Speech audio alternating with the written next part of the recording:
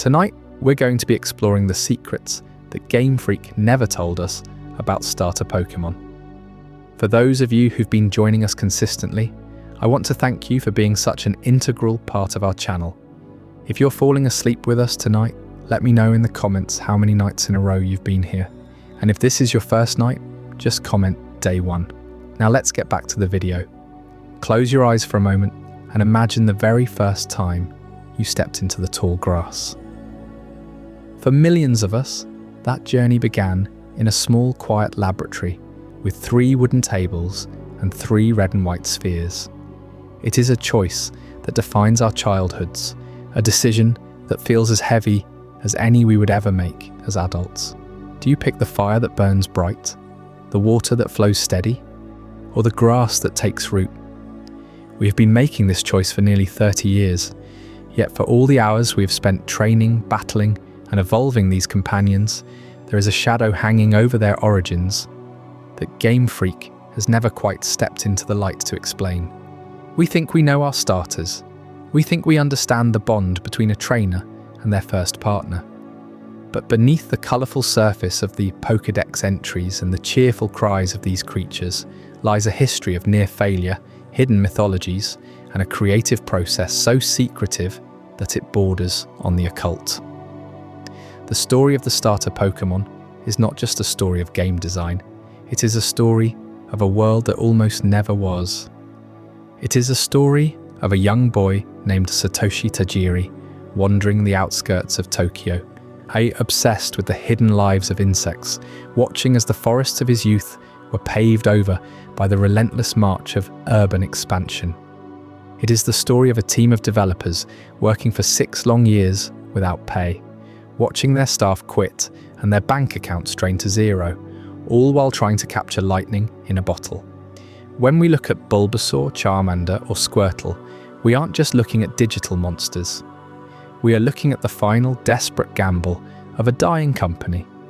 We are looking at creatures that were designed to bridge the gap between human loneliness and the cold, mechanical nature of the Game Boy Link cable. But why these specific types? Why the cycle of fire, water, and grass? Why does every journey start with a professor who seems to know more than they are letting on? Okay, when you dig into the lore that Game Freak keeps tucked away in the margins, you begin to see patterns that weren't meant for the casual player. You see the influence of the world turtle, carrying the weight of the earth on its back. You see the shadows of Sun Wukong, the Monkey King, dancing through the flames of a Chimchar. You see the grim reality of the Alalan ecosystem, where a Rowlet must face the ghost of its own lineage in a battle for survival. There are secrets hidden in the code and in the concept art that change everything we thought we knew. Why was Pikachu truly chosen to lead the charge for a generation? And what did that mean for the 3 starters who were left behind in the tall grass? Why do the starters of the Paldea region feel more like performers than predators? And what is the true nature of the bond that allows a creature of myth to lower its guard and walk beside a 10-year-old child? Tonight, we are going to peel back the layers of history and mystery. We are going to explore the development struggles that nearly killed the franchise before it began, the mythological inspirations that Game Freak rarely discusses in interviews, and the cosmic lore that positions these starters at the very center of the Pokémon universe's creation. This is not just a trip down memory lane. This is an exploration of the secrets that have been hiding in plain sight since 1996. From the bug-catching hills of Japan to the neon streets of the upcoming Lumiose City, we are uncovering the truth about the partners we thought we knew. So settle in. Let the world outside fade away. Let the soft glow of the screen be your lantern as we head back to the beginning. We are going back to the lab, back to the choice, and deep into the heart of the mysteries that Game Freak never told us. This is the complete lore of the starter Pokémon. In the concrete sprawl of 1970s Tokyo, where skyscrapers clawed at the sky and bulldozers devoured the last green fringes, a boy named Satoshi Tajiri roamed like a shadow among the ruins of wildness. He was no ordinary kid chasing fireflies in a park. Tajiri plunged into the shrinking forests on the city's edge. Places like Machida, where urban sprawl hadn't yet erased every tangled thicket. Picture those twilight hunts, his small hands sticky with sap, netting rare beetles that gleamed like jewels under flashlight beams, their iridescent shells whispering secrets of a world Tokyo was forgetting. Those forests were ghosts even then, swallowed by highways and housing blocks as Japan rebuilt from wartime ashes. Tajiri felt it acutely, that ache of loss. He'd wake before dawn, backpack slung over one shoulder, trekking hours through chain-link fences and construction dust to find his prizes. The massive Goliath beetles clinging to cherry bark, stag beetles with jaws like locked antlers, cicadas droning their humid summer laments. He collected hundreds, pinning them carefully in glass cases back home. But it wasn't just hoarding. Trading was the thrill. The haggling with other kids at street corners, swapping a prized rhinoceros beetle for a Hercules one, watching eyes widen as rarities changed hands. That exchange, that spark of possession, passing silently between friends, planted the seed for everything Pokémon would become. You can sense how those boyhood rituals etched into his soul, especially as the forests vanished one by one. By his teens, Tokyo's pollution-choked air had driven most bugs into hiding. The once abundant streams dried to trickles, the underbrush paved over. Tajiri mourned them not with words but with action. He pored over entomology magazines, sketched insects in notebooks, dreamed of a world where those elusive creatures could thrive forever, shared without end. It was personal, visceral, the crunch of leaves underfoot, the sudden flutter of wings escaping his net, the quiet triumph of a perfect catch cradled in his palm. Fast forward to the mid-80s and Tajiri, now a young developer at fledgling Game Freak. It stumbles upon the Game Boy. Nintendo's handheld was a marvel, but it was the yellow link cable that haunted him. Plug it in, and silence falls. No beeps, no fanfare, just a void where data flows unseen. He linked 2 Game Boys, traded items between them, and felt it, that same electric hush of his childhood swaps. No voices needed.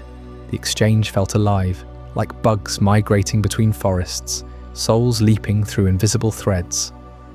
It's like they're really trading places, he later confided, the cable's mute pulse evoking creatures bursting from capsules, ready to battle and bond. This fusion ignited his vision. Capsule monsters. Drawing from the tokusatsu heroics of Ultra 7, those tiny orbs unleashing kaiju giants, Tajiri pitched a game where kids collected pocket-sized beasts, traded them link-up style, ores and pitted them against each other. Grass, fire, water, elemental clashes straight from nature's playbook. Starters as your irreplaceable first partners, evolvable like beetles shedding exoskeletons.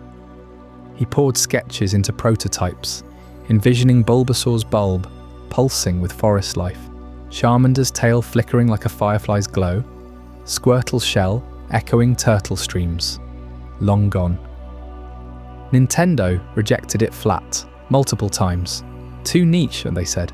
Kids want platformers, not bug battles. Game Freak was tiny, scraping by on fanzines and side projects. Capsule monsters gathered dust as prototypes glitched and staff-eyed the door. Tajiri persisted, tweaking, repitching, but doors kept slamming. Permanent cancellation loomed until Shigeru Miyamoto, the legend behind Mario and Zelda, caught wind in secret. Miyamoto saw the spark, a collector's dream digitized, trading as social glue in Japan's isolated arcades. He intervened quietly, championing it to the top brass, whispering to Hiroshi Yamauchi himself about untapped magic in those silent cables. The project lived, reborn as pocket monsters, the bug hunter's ghost breathing life into code. Those origins pulse through every starter you choose. Bulbasaur as Tajiri's dino plant hybrid from lost Machida thickets, Charmander, the salamander, scampering from urban flames, Squirtle, the resilient turtle holding onto vanishing waters. It's no coincidence They balance elements like nature's own rock, paper, scissors. Your first bond mirroring those sweaty trades under Tokyo streetlights. But that revival came at a cost, shrouded in the void that followed. What unfolded next was 6 years of silence, a development odyssey that nearly buried Pokémon forever. Stick around for Chapter 2, 6 years of silence, where the real ghosts emerge from the dark.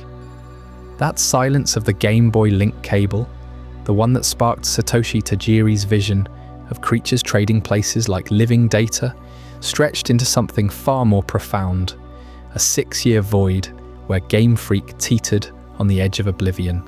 It began in the cramped offices of Tokyo back in 1989, when Tajiri and his tiny team poured everything into what was first called Capsule Monsters.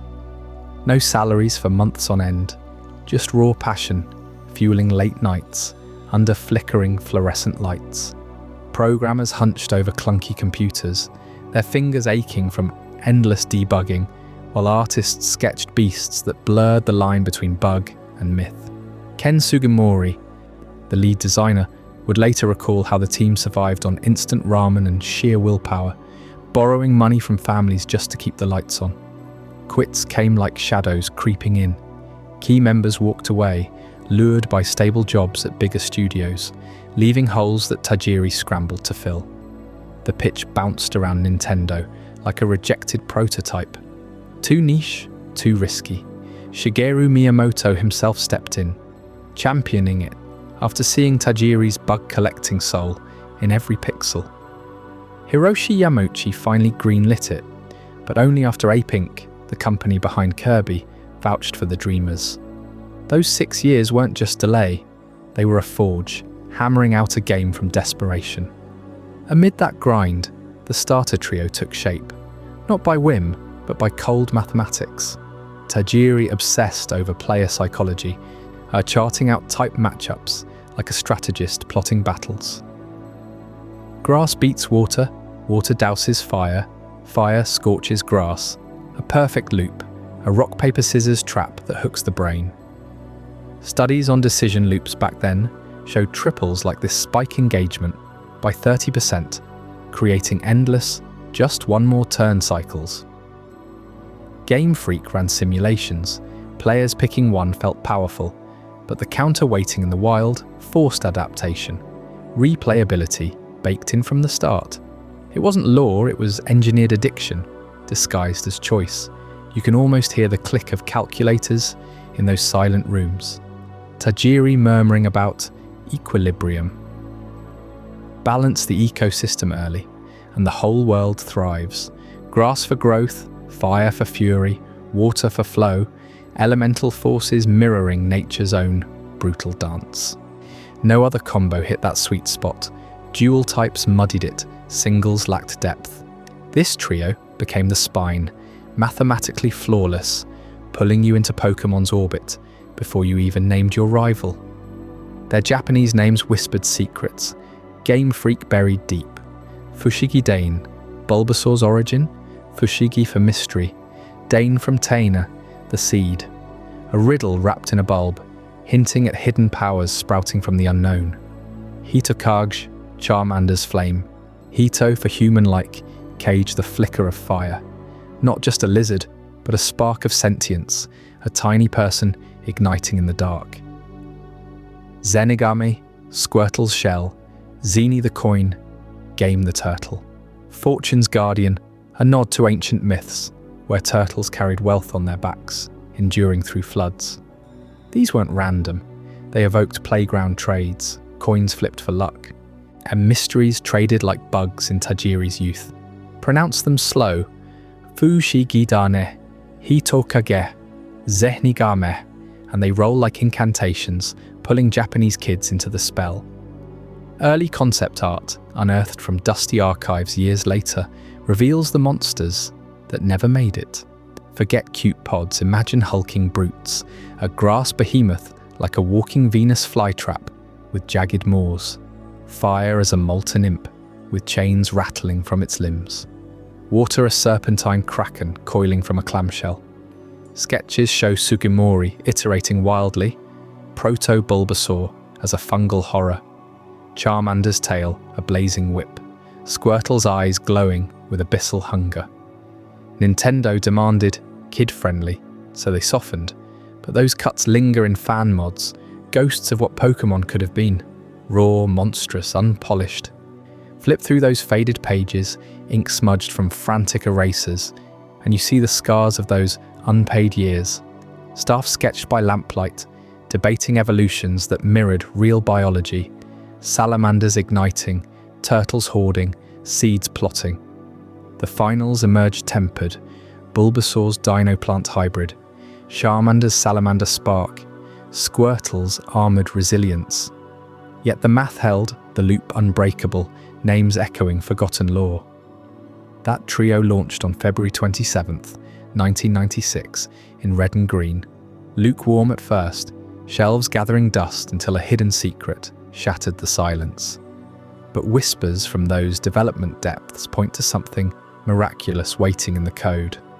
A glitch-born legend that turned Pokémon into a phenomenon. Join me next in Chapter 3, The Mew Miracle, Keats where one contest prize hid in the shadows, igniting a frenzy Game Freak could never have predicted. After 6 years of unpaid nights and fractured teams piecing together that mathematically flawless Grass Fire Waterloop Pokémon Red and Green finally shuffled into Japanese stores on February 27, 1996. You could feel the quiet letdown in the air, shelves stocked with cartridges that barely moved. Game Freak had poured their souls into this vision of Tajiri's bug-hunting dreams, the link cable's ghostly data swaps breathing life into digital creatures. Yet the world yawned. Early sales crawled along at a dismal pace, hovering under 100,000 copies in those first crucial months. Whispers in developer huddles turned to doubts. Had the silence of development swallowed their spark? Then, like a glitch in the matrix they never saw coming, salvation flickered on a Game Boy screen. Deep in the code, buried so far Game Freak swore it was never meant for players' eyes, a single, overlooked line unlocked Mew.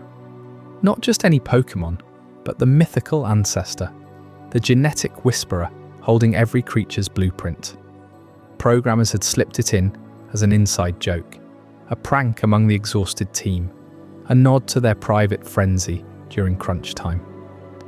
They called it the Mew under the truck glitch. Position yourself just right near the SS and dock in Vermilion City, trigger a precise sequence of menu closes and directional nudges as the ship departs, and boom, the game warps, spawning Mew right there on the spot. No fanfare, no warning, just raw, unintended access to the Holy Grail. Word spread like wildfire through playgrounds and arcades. Kids huddled over traded secrets, thumbs blistering on buttons to replicate the madness. But Game Freak didn't plan this reveal. It was pure accident, that rogue line of code slipping through QA's cracks. Enter Koro Koro Comic, Japan's king of kidlit mayhem, with its glossy pages dripping in manga hype. Sensing blood in the water, they launched the Get Mew contest in their May issue. Catch the invisible ghost using that exact glitch, snap proof with a photo of your screen, mail it in for a shot at official glory. Entries flooded their offices, tens of thousands from feverish trainers nationwide. Winners got cartridges stamped under the truck, a badge of hacker honor. Sales detonated overnight. Red and Green rocketed past 2 million copies by year's end. The glitch prank morphing into a cultural earthquake. You can picture the frenzy. Schoolyards empty as battles raged in back alleys. Koro Koro's print runs doubling to feed the beast. Manga exploded from those pages, capturing ash-like protagonists, chasing spectral Mews. Merchandise piled high, toys, cards, stickers turning Pokémon from niche Game Boy oddity into Japan's next obsession. That single line, meant as a dev team's wink, birthed the phenomenon. Game Freak watched stunned as their near flop flipped, the psychological loop of starters now baiting hooks for endless hunts. Yet even as Japan buzzed, shadows loomed over the name itself. Tajiri's original pitch, capsule monsters, straight from his Ultra 7 fever dreams. Monsters shrunk into capsules, traded like bugs on a string. Nintendo balked at trademarks, and capsule toys already ruled vending machines, and legal snarls threatened everything. Cue the frantic rebrand, Pocket Monsters, or Pokémon for short. Pocket nodded to the Game Boy's portability, sidestepping the war while keeping the soul intact.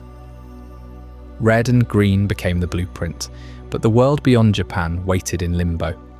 America, land of Saturday morning cartoons and blockbuster beasts, demanded a makeover. No direct port for years, Nintendo of America dissected the game, fearing cultural clashes. Japanese monsters like Mook, reeking of sludge, or Far-Fetched with its leaky leaks. Too weird, too raw. They reskinned for Western palates. Red and green morphed into red and blue by 1998, swapping exclusives like Gyarados for the blue dragon vibe Americans craved. Names softened, Fushigi-Dane to Bulbasaur, evoking dinosaurs over vague plants. Colours popped brighter, glitches quietly patched in blue to tame the wild Mew hunt. Europe followed in 1999, the delay letting hype build into a tidal wave. Over 17 million sold worldwide by 2000, all from that improbable spark. That Mew miracle didn't just save a launch, it etched Pokémon into eternity, turning code accidents into collector legends. Kids still chase it today, hearts pounding at the dock's edge. But as the starter's loop hooked the globe, one electric choice would shatter the trio forever. Stick around for Chapter 4, the Pikachu pivot, where Game Freak's boldest swerve rewrote what a starter could be. That Koro contest didn't just save Pokémon from obscurity, it ignited a wildfire of hype, with kids across Japan scrambling for Mew, almost trading tips in schoolyards and begging parents for the games. Sales skyrocketed, manga flew off shelves, and suddenly Game Freak found themselves at a crossroads, staring down the barrel of an anime adaptation that could make or break the franchise's future face.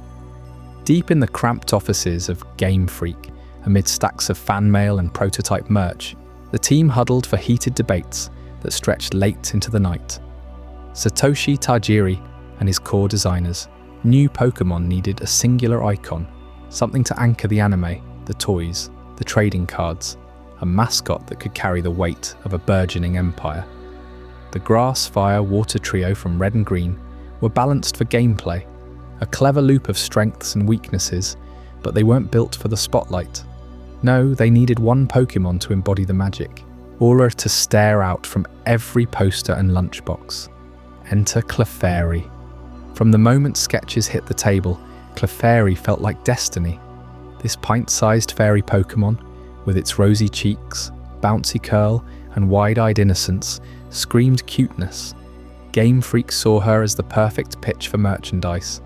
Plushies that would melt hearts, keychains dangling from school bags, and stickers plastered on notebooks. She was soft, whimsical, almost doll-like, designed with girls in mind during an era when gaming still skewed heavily male. Executives whispered about her potential to crack open that untapped demographic, imagining Clefairy as the Pokémon equivalent of Hello Kitty, a gentle ambassador floating on moonbeams, healing wounds, and charming audiences with her starry performances. Early concept art for the anime crowned her the lead, with storyboards showing her tagging along with the protagonist, her giggles echoing through forests and gyms. But whispers turned to doubts as test screenings rolled in. Kids, especially the boys who had propelled the Mew craze, flocked to something edgier hiding in the Pokédex: Pikachu. This spiky-eared electric mouse wasn't just cute, he crackled with personality. Yellow fur gleaming like sunlit lightning, cheeks sparking with barely contained energy, tail whipping like a live wire. In popularity, polls slipped into magazines. Pikachu surged ahead, his mischievous grin and thunderbolt attitude resonating in a way Clefairy's sweetness couldn't match. Boys saw a buddy ready for battle, a scrapper who zapped foes without apology. Clefairy, too passive, too pink, her fairy dust feeling more like a lullaby than a power surge. The data was damning. merch prototypes of Clefairy gathered dust, while Pikachu plushies vanished from shelves. By early 1996, as anime production ramped up, the pivot was official. Clefairy scrapped, relegated to a quirky side character who once dreamed of stardom but settled for cave concerts. This wasn't mere whimsy, it was psychological warfare, a calculated strike at demographics Game Freak had studied, like battle strategies. Pikachu bridged worlds, boys, girls, even mothers never crossed before in gaming. For boys, he was the cool rebel, cheeks flushing red before unleashing volt tackles that lit up the screen, a pint-sized powerhouse evoking the thrill of arcade shocks without the danger. Girls latched onto his oversized ears, fluffy cheeks, and those pleading Pika-Pee cries, adorable enough for cuddles, is yet fierce enough for heroism. Mothers, they saw safety in his rounded edges, no sharp claws or flames, just a loyal companion who sparked joy without scorching the carpet. Game Freak leaned on child psychology reports, noting how electric types tapped primal excitement, lightning as nature's spectacle, while Pikachu's androgynous design dodged gender lines entirely. No bows or bulk, just pure electric charisma that made every viewer feel ownership.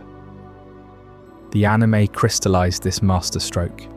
Ash Ketchum, our wide-eyed trainer from Pallet Town, oversleeps his starter pick from Professor Oak. No Bulbasaur, Charmander or Squirtle for him. Pikachu arrives in a Pokéball, only to refuse capture, scampering atop Ash's cap with haughty sparks. Their rocky start, Pikachu zapping Team Rocket early and often, hooked viewers instantly. By episode 2, that bond solidified, Pikachu perched on Ash's shoulder through Kanto's gyms, his Pika cheers becoming a national earworm. Clefairy popped up later, auditioning for the starring role in a meta-nod to her scrapped fate.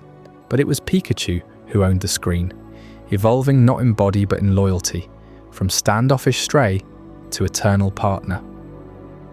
Game Freak doubled down with Pokémon Yellow, released in Japan in 1999, a third version syncing perfectly to the anime's momentum. Here the starter paradigm shattered. No more Professor's Trio, no choice at all. You awaken to Pikachu waiting outside your door in Pallet Town, cap tilted jauntily, ready to roll. He couldn't evolve, mirroring Ash's companion, but gained surfing and light-up abilities to compensate, turning paths into playgrounds of sparks. This forced singularity redefined what a starter even meant. Before Yellow, starters were a rite of personalization, your first taste of agency in the Pokémon world. Now, Pikachu proved a mascot could hijack that slot, prioritizing broad appeal over customization. It sold millions, bridging games and show, and echoed in future specials like Let's Go Pikachu and Eevee, where he reclaimed the throne. Yet beneath the sparks lay deeper intent. Game Freak's opacity hid how Pikachu's rise tested their design philosophy. Cute Evos for sales, but a non-evolving star to anchor it all. Polls post-Yellow showed demographics blending. Playground trades mixed genders, mums bought in bulk.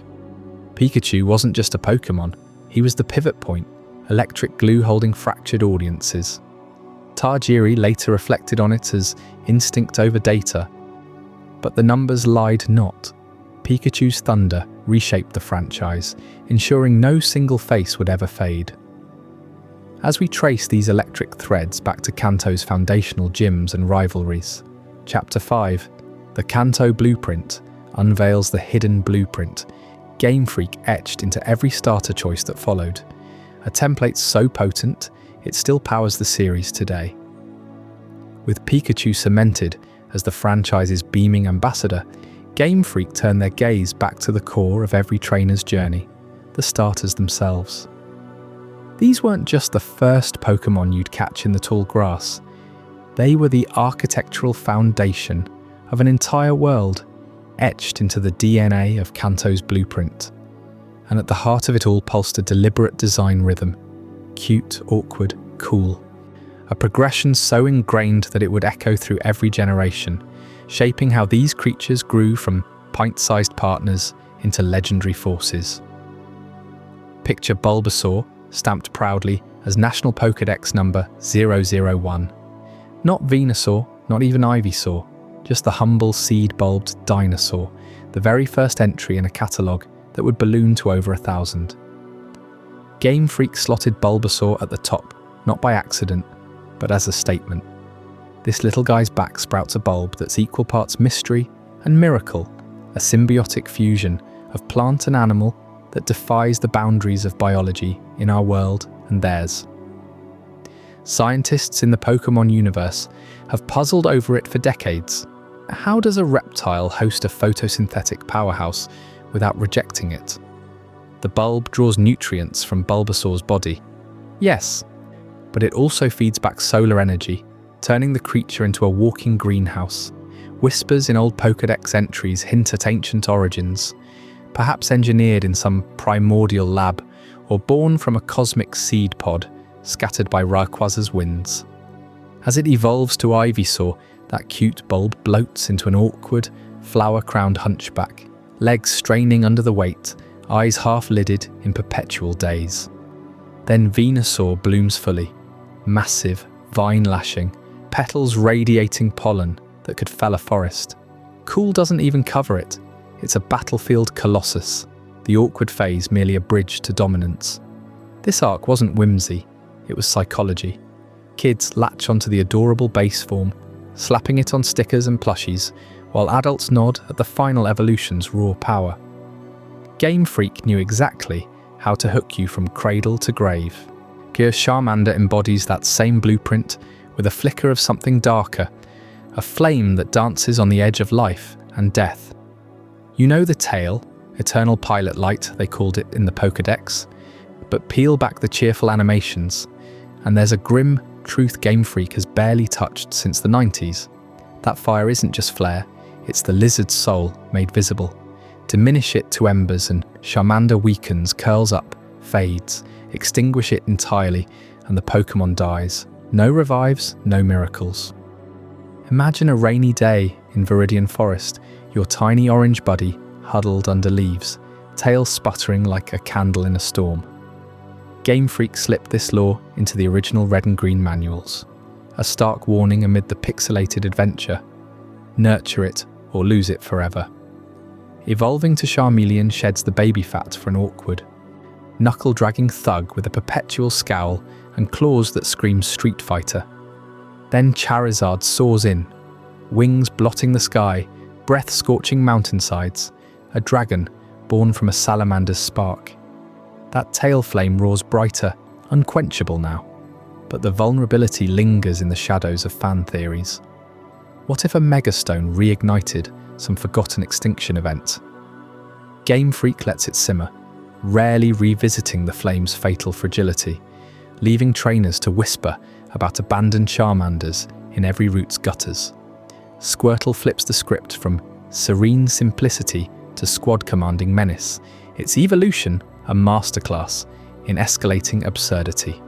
Start with the goggles-wearing turtle, all blue shell and bashful grins, splashing through puddles like a living pool toy. Cute as a button, perfect for that first gym badge grind. But feed it experience and Wartortle emerges, awkward as hell with spiraled tail whips, fur tufts sprouting like a bad teenage phase, and a swagger that screams overcompensation. Those ears? Pinwheels for underwater spins. The real pivot hits with Blastoise. Candy Shell morphs into a naval fortress, shoulders erupting with twin hydro cannons that could sink the SS Anne in one volley. Heavy artillery doesn't begin to describe it. This beast leads Squirtle squads in the anime, barking orders to ranks of cannon fodder while unleashing pressurized barrages that crater the earth. Pokédex lore dubs those cannons retractable tanks, pumping water at max speeds, drawing from an internal ocean that somehow fits inside a 2-meter frame. How? Game Freak stays mum, but dissect the biology. Squirtle's shell isn't calcium, it's a hyper-dense alloy, forged in some evolutionary kiln, compressing seas into siege engines. From lazy lagoon dweller to destroyer of worlds, the blueprint holds firm. This Kanto triad didn't just set the template, it encoded the soul of partnership. Bulbasaur's symbiosis whispers of life's intertwined roots. Charmander's flame, a fragile heartbeat. Squirtle's cannons, a reminder that cuteness conceals cataclysm. Game Freak wove these evolutions during those lean years, balancing merch appeal with mythic depth, ensuring every starter you'd ever choose carried their echo. Grass, fire, water, the perfect loop, closing the circle on a trainer's origin story. But as Kanto's blueprint solidified, shadows of older legends began creeping into Johto's mythological burden, where starters shoulder burdens from gods and ghosts alike. What ancient pacts did Chikorita inherit that would test the very fabric of time? That blueprint from Kanto, the cute to awkward to cool arc, with Bulbasaur anchoring it all as number 001, set an unbreakable standard. But when Game Freak shifted their gaze westward to Johto for gold and silver, they carried a weight far heavier than any Pokeball. Success had turned into a shadow, whispering doubts in the developers' ears. The sequel curse, that infamous trap where lightning rarely strikes twice in the same bottle. Picture the Tokyo offices in the late 90s. Fluorescent lights humming over desks cluttered with Game Boy prototypes. Pokémon Red and Green had exploded from obscurity into a cultural supernova, but sequels, they haunted the industry like ghosts of flops past. Final Fantasy's early missteps, Zelda's uneven handoffs, Game Freak knew the stakes. Gold and Silver wasn't just an expansion, it was a tightrope walk over an abyss. They had 3 years, not 6 like the first games, and hardware that strained under the dream of a full day-night cycle, breeding mechanics, even backward compatibility with Kanto. One wrong move, and the fragile empire crumbles. Tajiri and his team poured everything in, betting the farm on recapturing that psychological loop of grass, fire, water, the elemental trinity that hooked you from the first choice screen. Yet amid this pressure, the Johto starters emerged not as bold reinventions, but as purists. Chikorita, Cyndaquil, Totodile, each locked into single typings from Leaf to Bloom, Quill to Inferno, Jaw to Torrent. No dual types muddying the waters, no risky divergences. Why? Because purity was their shield. In a sequel terrified of overreaching, Game Freak clung to elemental fidelity, like a life raft. Chikorita's neck fronds swayed with the winds of ancient Kansai folklore, evoking bay leaves sacred to harvest spirits, evolving into Megonium whose petals could heal with a breath. Pure grass, unadulterated, a verdant heartbeat against the metallic grind of progress.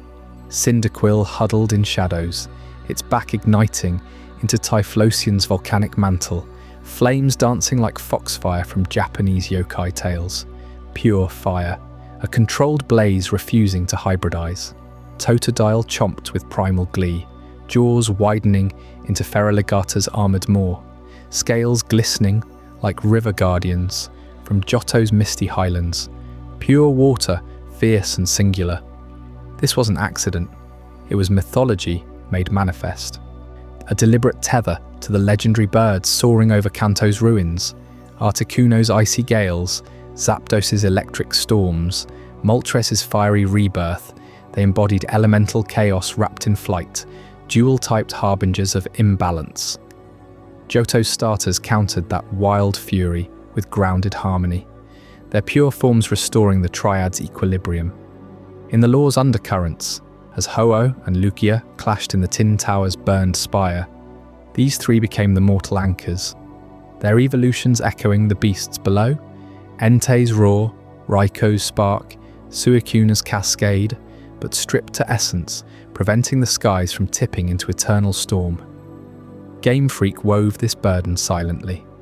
Johto as the land of myth, where starters bore the weight of cosmic scales, lest the sequel curse unleash unchecked legendaries upon the world. But not every idea survived the crucible. Early sketches unearthed from dusty archives reveal scrapped designs too bizarre for 1999's pixel prison. Imagine a Cyndaquil precursor with writhing tentacle flames, inspired by abyssal anglerfish, but demanding animation frames the Game Boy color couldn't dream of rendering. Chikorita's rejected siblings sprouted thorny vines like living barbed wire, a nod to thorned forest kami that would have tangled sprites into unplayable knots. Totodile's wild cousin gnashed with bioluminescent teeth, glowing undercurrents hinting at deep-sea horrors. Concepts axed not for lack of vision, but because the hardware groaned under their ambition, pixels flickering like overtaxed fireflies. These ghosts remind us, Johto's purity wasn't timidity, but triage. He forging icons from the forge of restraint. That restraint held firm through every evolution line. Meganium's serene gaze, Typhlosion's hidden embers, Feraligatr's unrelenting surge. All pure, all balanced, defying the sequel's dread by honouring the blueprint's soul. Game Freak never breathed a word of these shadowed choices. The bird's looming legacy, or the designs left on the cutting room floor.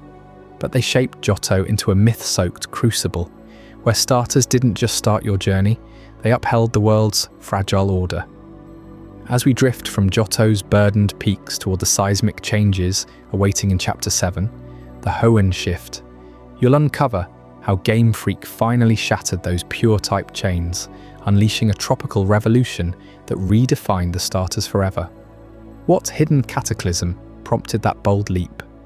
As the Johto trio clung to their elemental purity through every evolution, Chikorita blooming into Meganium without a whisper of another type, Cyndaquil roaring as pure fire in Typhlosion, Totodile snapping shut as unadulterated water in Feraligatr.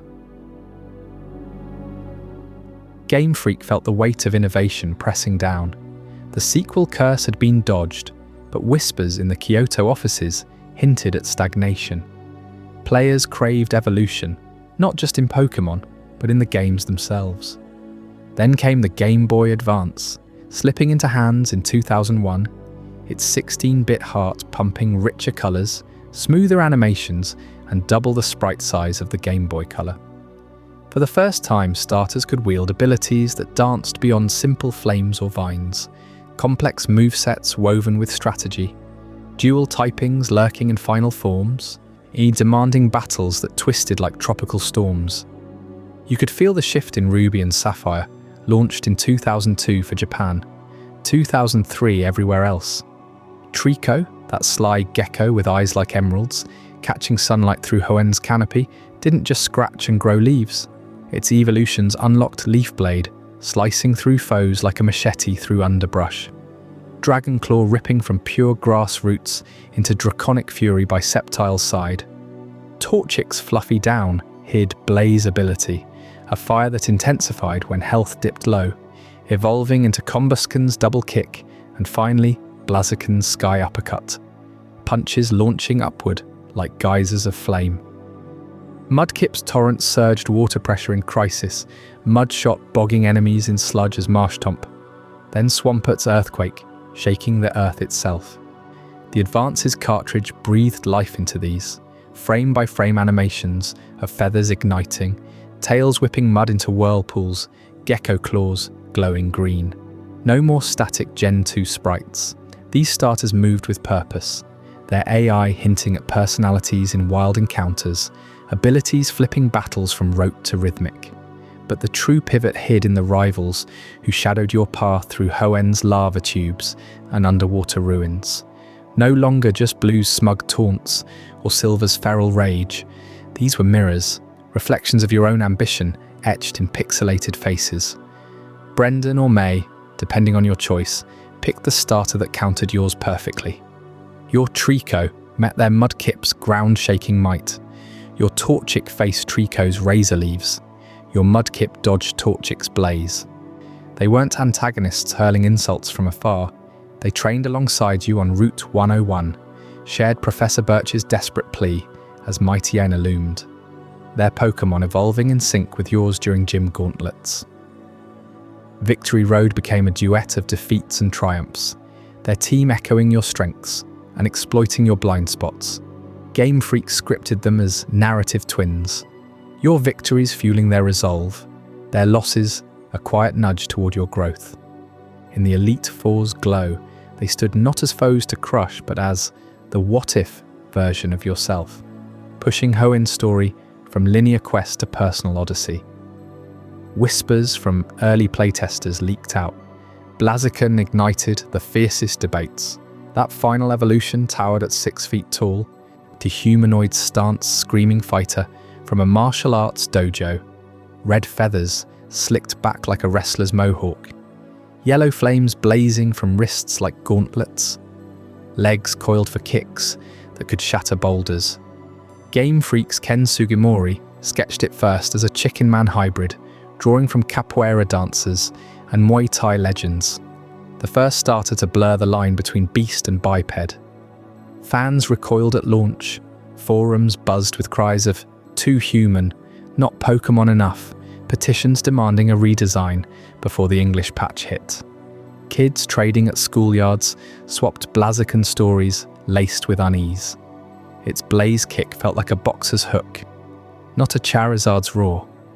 Yet Game Freak held firm, and Backlash faded into icon status, Blaziken strutting parades and anime spotlights, proving Hoenn dared to humanize the heart of your team. Deeper still lies the shadow of the link cable, that humble yellow cord from Pokemon's cradle. Tajiri's original vision pulsed through multiplayer trades and battles, fostering bonds across rooms.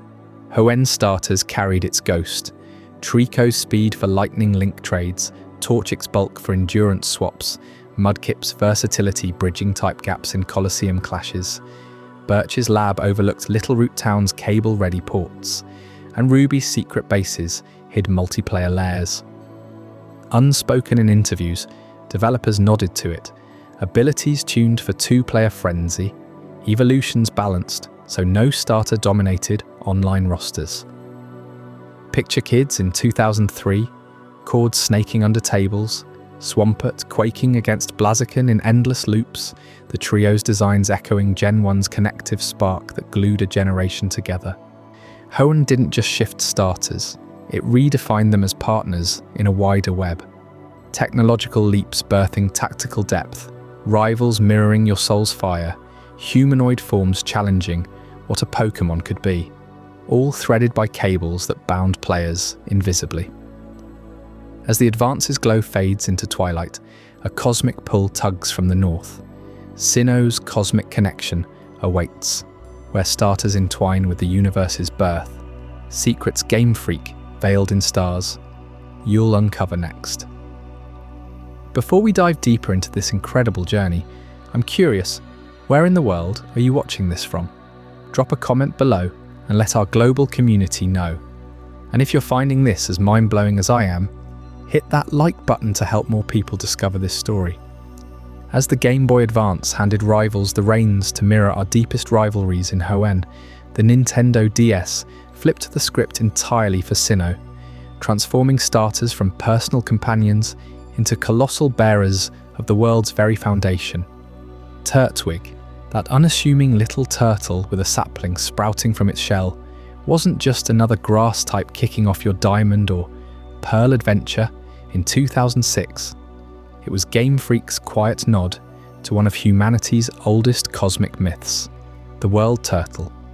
You can trace this legend back through cultures, from Hindu scriptures, where the elephant Airavata stands on a turtle in the cosmic ocean, to Lenape tales of a great turtle diving deep to surface, with the earth on its back.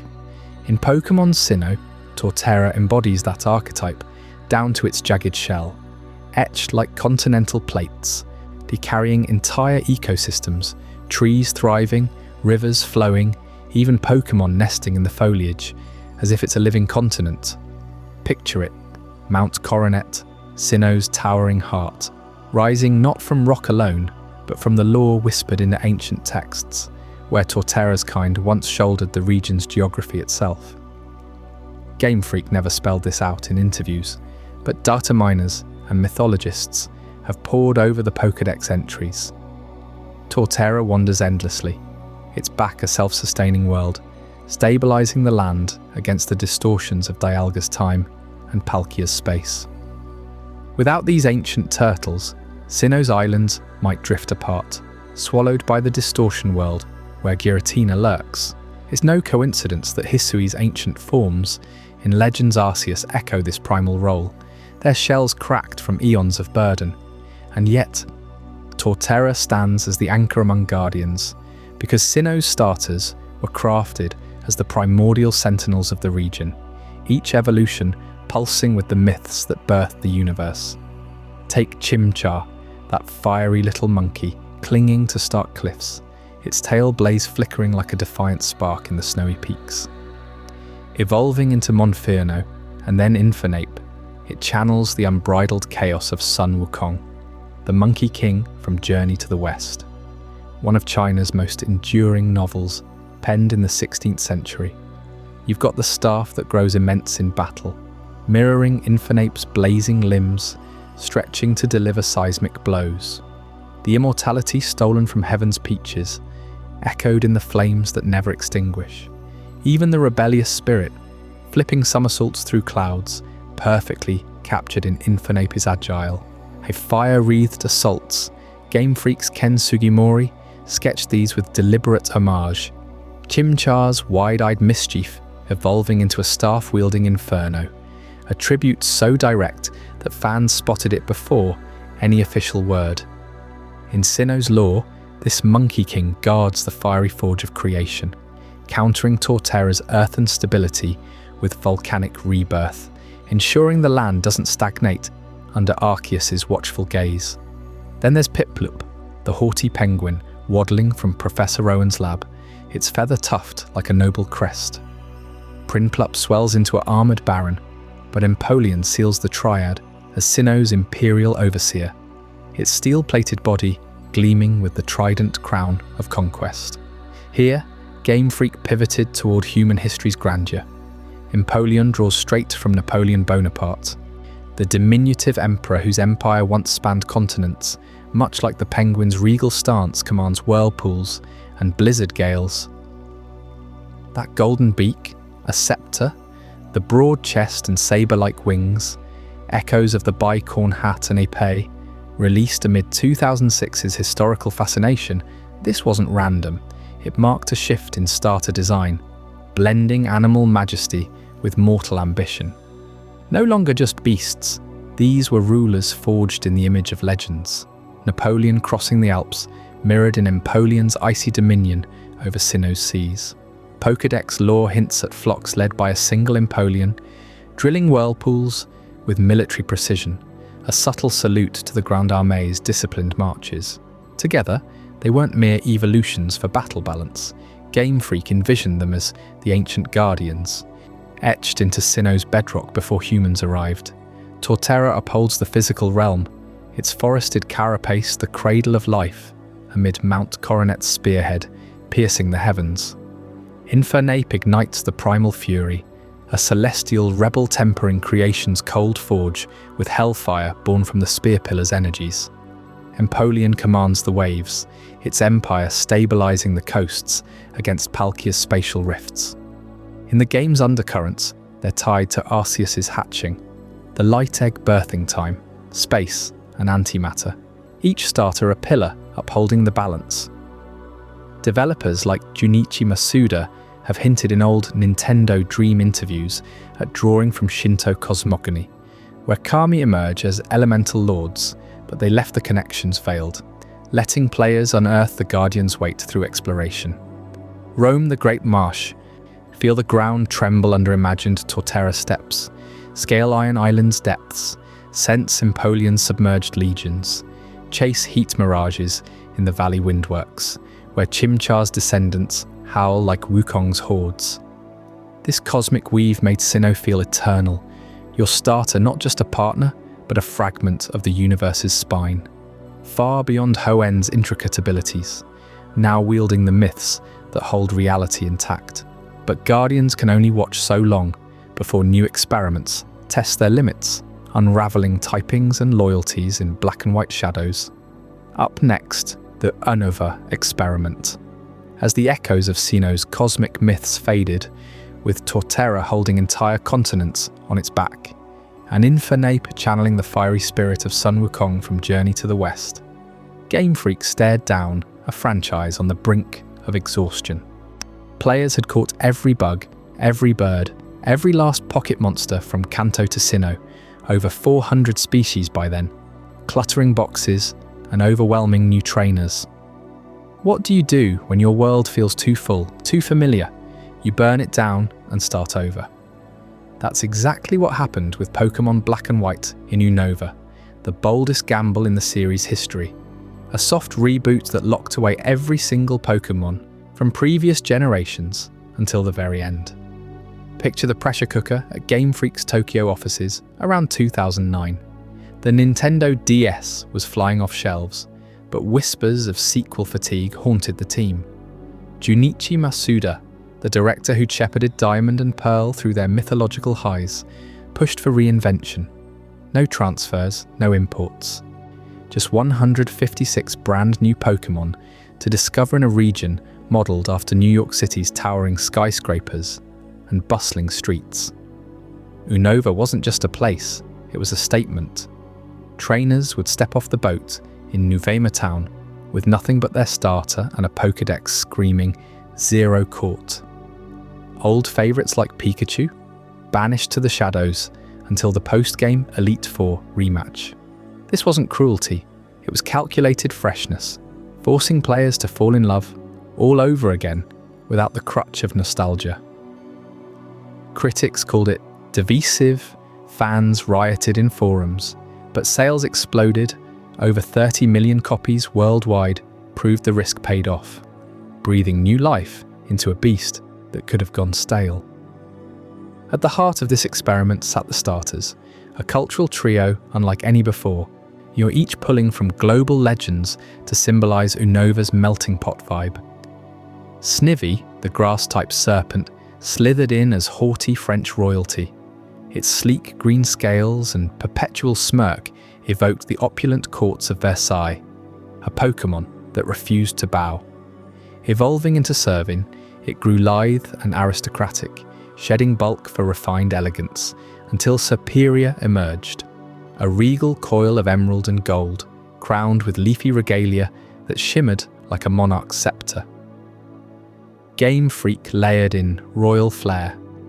Snivy's contrary ability twisted status moves against foes, mirroring the cunning reversals of scheming nobility. Fans latched onto its snooty vibe, but hidden in the code was a nod to European serpentine folklore, where kings tamed beasts as symbols of dominion. Snivy wasn't just cute, it was a throne in waiting. Then came Tepig. You're the fire-type piglet channeling ancient Chinese legends, plump and earnest with flames flickering from its curly tail. Rooted in the journey to the west once more, but this time through Ju Baje, the gluttonous pig warrior of the Monkey King's band. Tepig's design captured that boisterous spirit, a rosy roast ready for adventure, evolving into the burly pig knight, fists clenched like a street-fighting monk, before hulking into Embor. Towering at over 6 feet, with a fiery beard and sumo-thick arms crossed over a blazing belly, Embor embodied the legend's blend of appetite and raw power.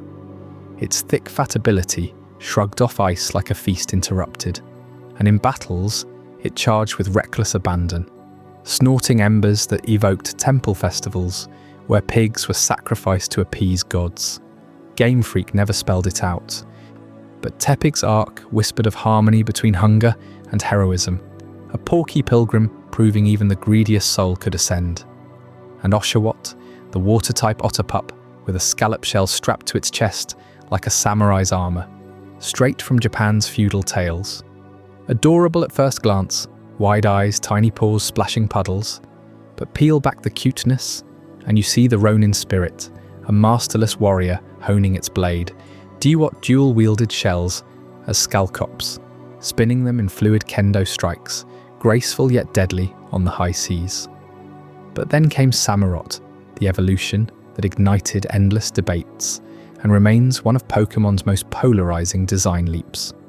From a foot-tall fluffball to a nearly 7-foot behemoth, armoured in blue-black plates with a massive spiraled horn sword that could cleave mountains. Critics howled, too bulky, too horse-like, abandoning the otter charm for a Clydesdale samurai on steroids. Why the drastic shift? Game Freak aimed for shock value, transforming a pint-sized page into a battlefield lord. Its sea moth ability, letting it vanish into water like a ninja ghost. Samurot's controversy stems from that audacity, cute to cool gone extreme, forcing players to rethink loyalty. In lore scraps from developer interviews, it drew from historical Adachi wielders, those towering swords demanding unyielding discipline. Love it or loathe it, Samurott redefined evolution as reinvention, much like Unova itself. This cultural clash wasn't accidental. Unova's starters mirrored the region's ideals, royalty from afar, legends reborn, warriors unbound, urging trainers to build teams from scratch, untainted by the past. Yet Game Freak layered in one more ethereal twist, the Dream World. Launched alongside Black and White via Wi-Fi on the DS, it was a browser-based paradise, where your Pokémon lounged in personalized islands, revealing hidden personalities and abilities locked in the main games. Snivy might nap regally under chandeliers, Tepig gorged on endless picnics, Oshawott meditated by misty waterfalls. Players unlocked Big Nectar for Snivy to become haughtier still, or tossed Pearl for Oshawott's shell to gleam sharper. It felt alive, a secret layer of lore where Pokémon dreamed beyond battles, hinting at souls untethered from trainers. Game Freak poured passion into it, custom events, rotating islands like Ukiyo-e Hall with inkwash art echoing Japanese roots. But as the 3SS era dawned, Wi-Fi servers flickered out. The dream world vanished by 2013, abandoned like a half-remembered slumber, its mechanics too tied to aging DS tech. Whispers persist of what could have been. A persistent, online dreamscape evolving with the series. Instead, it became a relic, a what-if buried in code. Unova's experiment reshaped Pokémon forever, proving isolation could spark obsession anew, blending world cultures into pocket-sized icons that still spark forum wars today. But as dreams faded and shells sharpened, Game Freak set sights on Kalos, where ancient bonds would shatter wide open. In our next chapter, Chapter 10, Kalos and the Mega Evolution Secret, will uncover the forbidden power that lets starters transcend their final forms altogether. Stay with me as the evolutions explode beyond imagination. As Unova's cultural trio, Snivy channeling French royalty's haughty grace, Tepig embodying ancient Chinese legends of the fire swine, and Oshawott wielding the stoic edge of a Japanese samurai, faded into memory. Game Freak shattered expectations entirely with Kalos, the region where Pokémon didn't just evolve, they transcended. Chespin burst onto the scene in X and Y, a spiky chestnut warrior whose fans immediately crowned him Mozilla, a playful mashup of his name and Godzilla's raw power, born from the wildfire of early leaks that swept through online forums like a digital storm. Picture those tense days in 2013, blurry sprites trickling out from hacked data, igniting a frenzy among die-hard collectors who dissected every pixel, debating evolutions before a single cartridge hit shelves. That leak culture wasn't just hype, it forged a community bond, turning whispers of Mozilla's armoured spikes into badges of insider pride, as players worldwide rallied around these forbidden glimpses, fueling artwork, theories, and midnight streams that made the weight electric. But Chespin's nightly essence ran deeper, evoking the classic RPG archetype of the steadfast guardian, his quills hardening like plate mail as he charged into battle, chest puffed with unyielding resolve. He wasn't alone in this fantasy tapestry. Fennekin, the sly fox kit with ears like flickering candle wicks, embodied the mage's arcane fire, her evolutions weaving spells of psychic flame that danced on the edge of sorcery, ears elongating into mystical antennae that channeled raw, gluttonous hunger, devouring opponents' wills in the anime's most voracious displays. And then Froakie, the rogue of the trio, cloaked in slippery frubbles that concealed ninja agility, his tongue a whip of shadow, darting through fights like a thief in the night. evading strikes with acrobatic flips that left foes grasping at mist. This RPG trinity felt deliberate, a nod to tabletop games where knights tanked hits, mages hurled devastation, and rogues struck from the unseen, perfectly balanced for Carlos's luminous battlefields under eternal Parisian glow. Yet beneath the charm lay the true secret: mega evolution, that pulsating burst of otherworldly power, hidden in stones that unlocked forms beyond nature's limits, hearts sinking in a symphony of trainer Pokémon unity.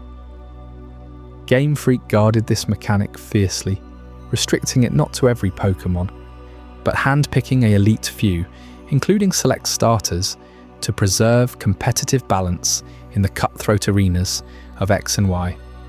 Imagine the design rooms in Tokyo, developers poring over simulations, watching Charizard Mega X soar with Dragon Fury or Venusaur Mega Bloom into a fortress of vines, each edition tipping scales until they drew the line.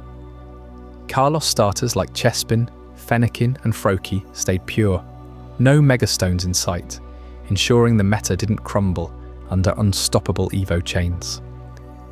Why flood the field with Mega starters and you drown casual play in power creep, where every rival's ace outshines yours?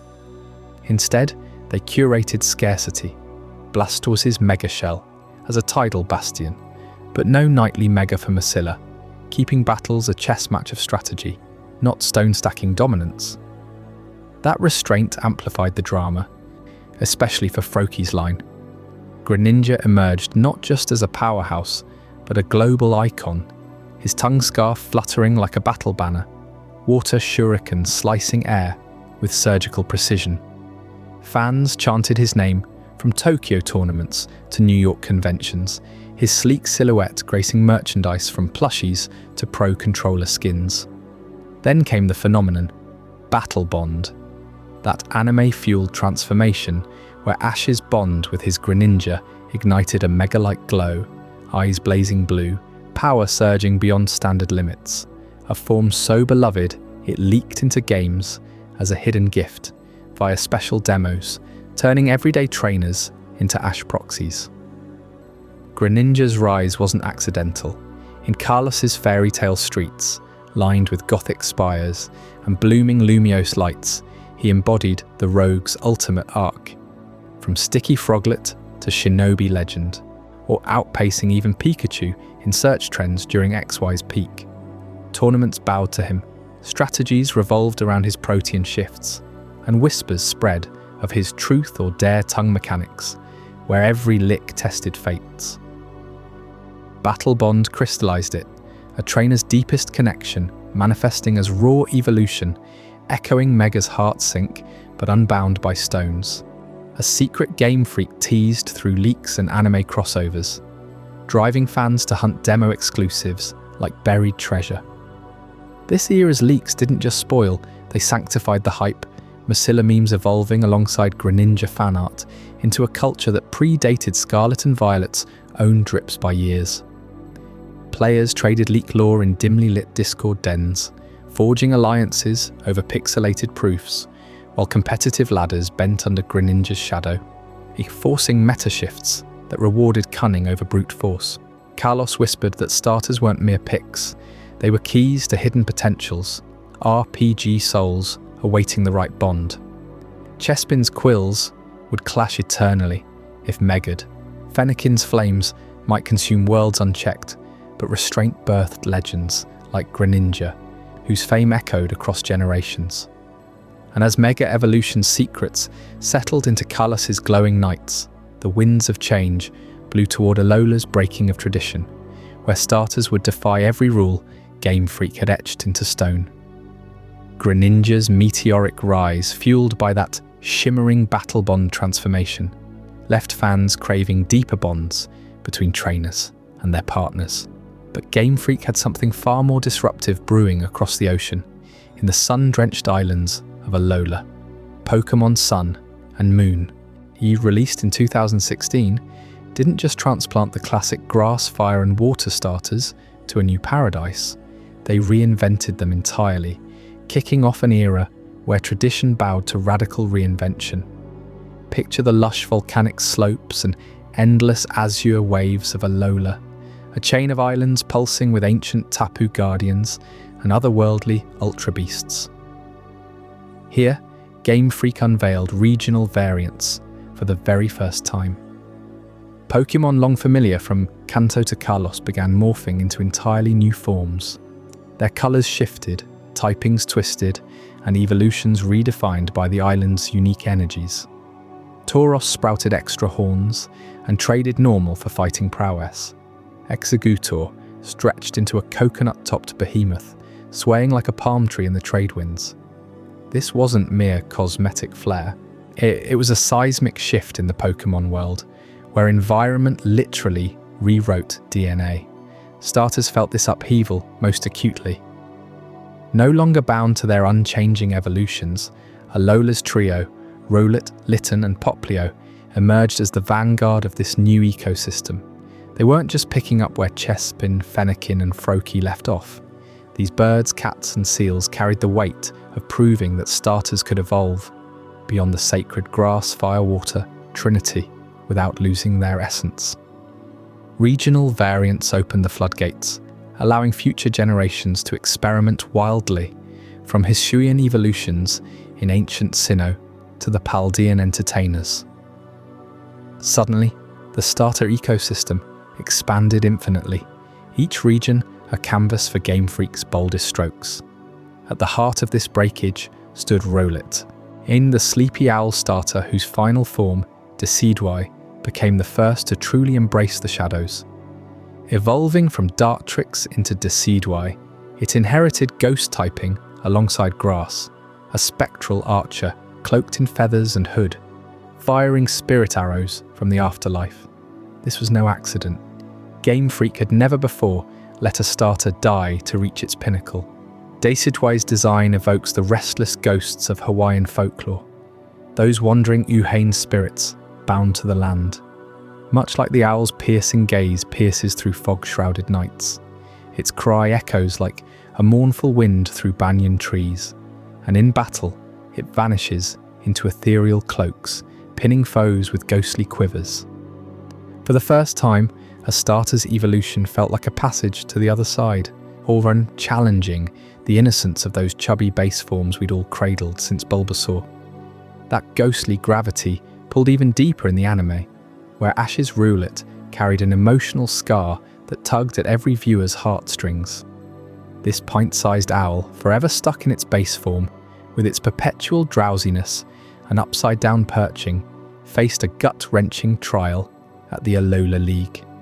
Opposing it was a wild Decidueye, Rowlet's own father, or so the storyline implied, a majestic ghost grass archer presumed lost to the Veil of Death. The battle unfolded like a family reunion from beyond the grave, Rowlet's innocent pecs clashing against spectral precision. Feathers flew amid tropical storms, each bloom doom arrow a reminder of absent protection. Ash's Rowlet didn't just fight for victory, it confronted loss, growth, and the pain of never fully evolving. Viewers wept as the deceased father motif mirrored real-world themes of abandonment and resilience, turning a simple starter into a vessel for profound grief. Game Freak layered this lore subtly, letting the anime amplify what the games whispered. Even starters carry the weight of unfinished spirits. Shifting from spectral owls to fiery felines, Litten's line roared into the spotlight as Incineroar, the ultimate heel wrestler. Forget the noble Charizards or noble Blaziken's. This fire and dark tiger embodied the villainous showman, muscles rippling under spotlights, claws raking the mat in brutal grapples. Incineroar draws straight from professional wrestling's dark side, the smug antagonist who cheats, taunts, and dominates with fiery flair. Its intimidatability shrinks foes before a single suplex, and that perpetual smirk screams, "Bad guy you love to hate." Game Freak leaned hard into personality here, crafting a starter whose evolution arc prioritizes swagger over raw power. Litten starts as a scrappy alley cat, Torracat as a fiery brawler, but Incineroar, it's a ring general, cross-chopping rivals into submission. while the crowd, imagined in every arena, boos and cheers. This marked a pivot towards starters defined by character, not just type balance, foreshadowing the performative flair of later regions. Poplio rounded out the trio with Primarina, the Water and Fairy Siren, whose balloon-honking debut hid operatic depths. But it was the variant's ripple that redefined everything. Alola proved starters could inherit dual typings that shattered expectations. Ghost for the owl, Dark for the cat, Fairy for the seal, without alienating players. Sales soared as fans traded traditionalists for these boundary pushers, and the ecosystem bloomed. Regional forms invited Hisuian Decidueye as a pure fighting brute, Paldean Tauros variants splitting into breeds. Game Freak never spelled out the why in interviews, but leaks from Sun and Moon's development hint at Junichi Masuda's fascination with island isolationism, how separation breeds divergence, much like Darwin's finches on remote atolls. Yet beneath the spectacle lurked quiet risks. Traditionalists grumbled that ghost typing diluted the pure starter fantasy, evoking death too viscerally for kid-friendly picks. Anime purists debated Rowlet's stalled growth as lazy writing, blind to its emotional payoff. Incineroar's heel vibe sparked memes of evil starters, but it stuck, influencing competitive play where its Dark Pulse countered psychics effortlessly. Alola didn't just break tradition, it rebuilt the starter foundation on sandcastles of innovation, daring future genes to build taller. As these island revolutionaries claimed their throne, Game Freak eyed the misty moors of Galar, where entertainment twisted starters into global spectacles. In Chapter 12, Galar's entertainment industry, you'll uncover how Grookey, Scorbunny, and Sobble traded battles for the big stage, sparking a controversy that nearly derailed the show. Stay with me as the lights dim and the curtains rise. Decidueye's spectral arrow may have pierced the veil of tradition in Alola, marking the first starter to truly embrace death in its evolution. But across the sea in Galar, Game Freak turned the spotlight to a different kind of drama, one where Pokémon weren't just partners, but performers stepping onto the world's grandest stage. You can feel the electric hum of the British invasion pulsing through Grookey from the moment it drums its stick against that oversized seed pod on its head. This little chimp isn't just playing around, it's channeling the raw energy of rock legends who stormed America in the 60s. Think pounding rhythms echoing from smoky London clubs, where the Beatles and Rolling Stones redefined cool. Grookey's branch evolves into Thwacky's massive drum kit, a riot of green wood and pounding beats that could rally a stadium. And by Rillaboom, it's a full-on guerrilla rock star, chest thumping with a tree trunk bass drum carved from ancient oaks. Game Freak never spelled it out, but the DNA is there in every swing, the wild, untamed spirit of punk drummers smashing through barriers, turning battles into sold-out concerts under Galar's foggy skies. Shift your gaze to Scorbunny, and the roar of the crowd swells even louder. This fiery rabbit bounds onto the pitch like a Premier League superstar, soccer ball tucked under its arm, embers trailing from those massive feet. It's pure athletic glory, the kind that fills Wembley with 80,000 screaming fans on match day. Raboot struts in with street-style swagger, hood up, kicks laced tight, honing that blazing shot like a free-kick specialist. Then Cinderace ignites fully, a 6-foot striker unleashing scorched earth volleys that curve through the air with impossible precision. No coincidence here, Galar's obsession with football bleeds into every hop, yet every goalpost shadowed training montage in the wild areas. These aren't just evolutions, they're career arcs, from academy prospect to Ballon d'Or winner, sweat and soot mingling in the mist-shrouded moors. And lurking in the damp corners, ever watchful, is Sobble, the teary-eyed lizard who hides behind its own camouflage, like a novice agent in a rain-slicked alley. Its sobs aren't weakness. They're the first cracks in a facade of secrecy, evolving into Drizzle's trenchcoat vibe, cigarette dangling from a perpetual scowl, pipe bombs clutched in clawed hands. Inteleon emerges as the pinnacle, a sleek secret operative straight out of MI6 fantasies. Tall, tuxedo-clad in scales, pistol fingers dripping venom with sniper accuracy. You see it in the posters, those piercing blue eyes scanning for threats, pistol shots ringing out in gilded casinos.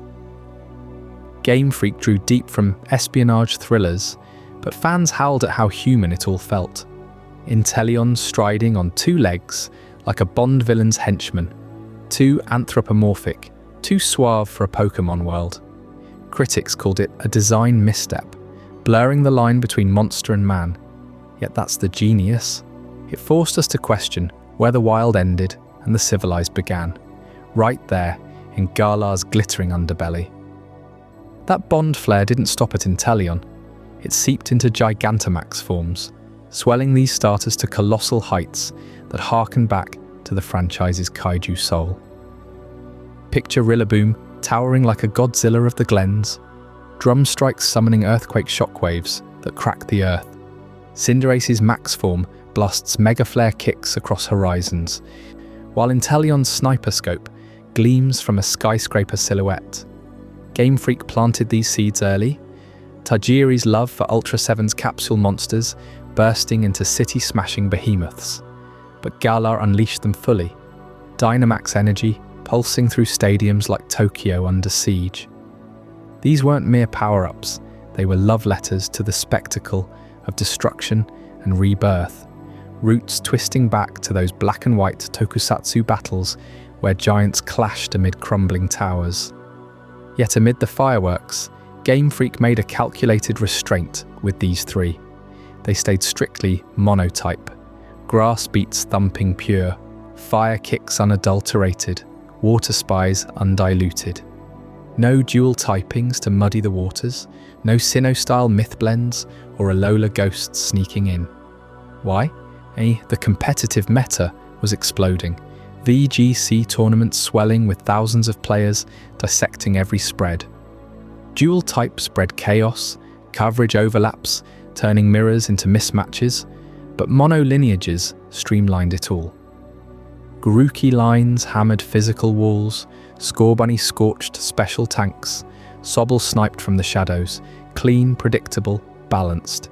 Players could theory craft without the fog of type synergies, letting skill shine over gimmicks. It was a quiet revolution, simplifying the ladder climb while the crowds cheered for megastars.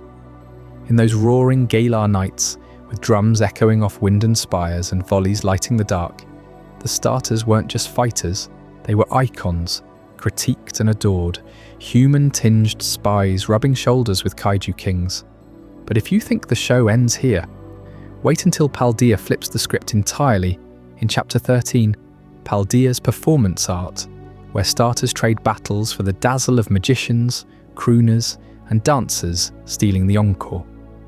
While Galar's starters strutted like rock stars, sprinters, and shadowy agents straight out of a Secret Service dossier, Paldea's trio flips the script entirely. They're not just participants in the spectacle, they're the headliners, commanding the spotlight with the flair of illusionists, crooners, and rhythmic virtuosos. Sprigatito evolves into Meowscarada, the ultimate magician whose cape conceals a treasure trove of shadowy tricks, vanishing foes in puffs of smoke, and conjuring floral grenades from thin air. Fuecoco blossoms into Skeledirge, a ghostly opera singer whose melodic cries weaponize sound waves into blistering fire, its skeletal frame echoing with the haunting timbre of ancient ballads. And Quaxley transforms into Quaquaval, the dazzling dancer whose pirouettes unleash torrents of water, blending samba steps with hydrokinetic grace on stages slick with their own spray. Picture the streets of Paldea alive with these performers, where every battle feels like an audition for the grandest theatre. Meowscarada doesn't just fight, it enchants, its flower bombs blooming in mid-air like fireworks at a midnight gala, petals sharp as daggers, slicing through defences while the crowd gasps at the sleight of hand. Skeledirge takes the mic next, its torchlit eyes glowing as it belts out Torch Song, flames licking the air in sync with its rumbling vibrato, turning the battlefield into a concert hall, where opponents wilt under the heat of applause. A Quaquaval seals the show, feathers ruffling in the rhythm of aqua steps, its double pom-poms whipping up waves that crash like cymbals. Every twirl a testament to precision and poise that leaves rivals drenched and dazed. But beneath this dazzling veneer lies something far more intimate, especially with Fuecoco, whose fiery evolution hides a partnership that's been staring us in the face all along. That quirky little bird perched atop its head isn't mere decoration. It's a living flamekeeper, a symbiotic ally tucked into Fuecoco's cavernous skull like a secret shared between old friends. As Fuecoco munches berries and builds its internal furnace, the bird fans the embers, stoking the blaze that erupts in evolution. Crocala refines this bond, the bird now a rhythmic drummer beating against its jaw to amplify torch song's inferno, while Skelidurge elevates it to orchestral heights, the creature harmonizing from within its bony chest. Game Freak wove this duo so seamlessly into the design that it almost escapes notice, yet it pulses with life. Imagine the warmth radiating from Fuecoco's dome as the bird chirps softly, their fates intertwined like performers who've rehearsed a lifetime together. This entertainer motif isn't random flair, it pulses with Paldea's own cultural heartbeat, where open-air academies host battles as public spectacles and every corner buzzes with street performers juggling pokeballs under starlit skies. Meowscarada channels the mystique of masked illusionists from Iberian festivals, its Cheshire grin hiding claws that pluck victory from impossibility. Skelidurge evokes the soulful flamenco crooners of Andalusian nights, its Ghostfire duality a nod to spirits serenading the living from shadowed tapas bars. Quaquaval mirrors the vibrant carnival dances of coastal towns, its water-fighting essence capturing the raw energy of capoeira-infused waves crashing against sun-baked promenades. Together, they embody Paldea's ethos, evolution as elevation, from humble hatchlings to stars who steal the show. Yet peel back the curtain, and the true enigma emerges in Area Zero, that yawning crater at Paldea's heart, a scar from some cataclysmic plunge into the Earth's core. 200 years ago, the explorer Heath descended into its depths, unearthing Herba Mystica, those shimmering herbs that birthed the Titans and ignited the terrestrial phenomenon itself. Paradox Pokémon lurk there, in ancient behemoths from eons past rubbing shoulders with futuristic chrome monstrosities, their timelines twisted like threads in a loom gone mad. And here's where Paldea's starters slip into the paradox tapestry, their evolutions echoing the very anomalies that define the zone. Consider Skelidurge first. Its skeletal form, crooning from a crocodile's maw, mirrors the prehistoric paradoxes like roaring moon, those draconic relics frozen in primal fury. Fuecoco's firebird symbiosis hints at avian ancestors warped by time's fracture, a flame that defies extinction, much like Screamtail's playful, saber-toothed whimsy from bygone eras. Meowscarada's shadowy prestidigitation evokes the Iron Valiant's futuristic blade dance, illusions born from technological paradoxes bleeding into the present. Quaquaval's fluid combat stylings parallel Walking Wake's serpentine grace, a watery spectre from flooded futures. These aren't coincidences. The starters bridge the paradox divide. Their performance art, a metaphor for Paldea's fractured chronology, where past and future collide in crystalline terrorbursts. Speaking of which, the terrestrial phenomenon reshapes everything, especially these elemental icons. Before the crystals rained from the sky, starters embodied pure harmony. Grass for life's bloom, fire for passion's blaze, water for flow's embrace. But terrestrialization fractures that purity, allowing Meowscarada to shimmer, ghost Tira, and weave even deadlier deceptions. Skelidurge to ignite dark terror flames that silence screams before they start. Quaquaval to harden into steel terror pirouettes, unyielding as iron waves. Heath's expedition unleashed this power, Herba Mystica fusing with Pokémon biology to grant type transcendence, turning the starter trio from rigid archetypes into protean performers who adapt mid-act. In Area Zero's glow, their Terra Jewels pulse like stage lights, revealing how Paldea's heart altered the elemental soul of every battler, starters foremost among them. Deep in those crystalline caverns, where Paradox roars echo off iridescent walls, you can almost hear the starter's prelude, a magician's hush, a singer's swell, a dancer's tap, hinting at timelines unravelling further back, to an ancient land where time itself was forged in Paradox. That story beckons next in the Hisui Paradox, where shadows of Sinnoh's dawn twist starters into legends yet untold. I hope you're as amazed by this as I am. If you want to stay updated on more content like this, make sure to subscribe and join our community of curious minds. Trust me, what's coming next will challenge everything you thought you knew. As the dazzling performers of Paldea fade into the shadows of Area Zero, where Paradox Pokémon twist time itself into knots, we step back even further, into the rugged wilds of Hisui, the ancient heart of Sinnoh. Game Freak didn't just slap together any old starters for their bold leap into an open-world prequel with Legends Arceus. They handpicked Rowlet from Alola's misty forests, Cyndaquil from Johto's fiery peaks, and Oshawott from Unova's clamouring seas. Why these three? Not the local Sinnoh trio of Turtwig, Chimchar and Piplup, but outsiders from distant generations, echoing the very migrations that shaped the Pokémon world long before professors handed out Pokeballs like candy. Picture the developers huddled in their Tokyo offices around 2022, plotting the first true taste of freedom in Pokémon.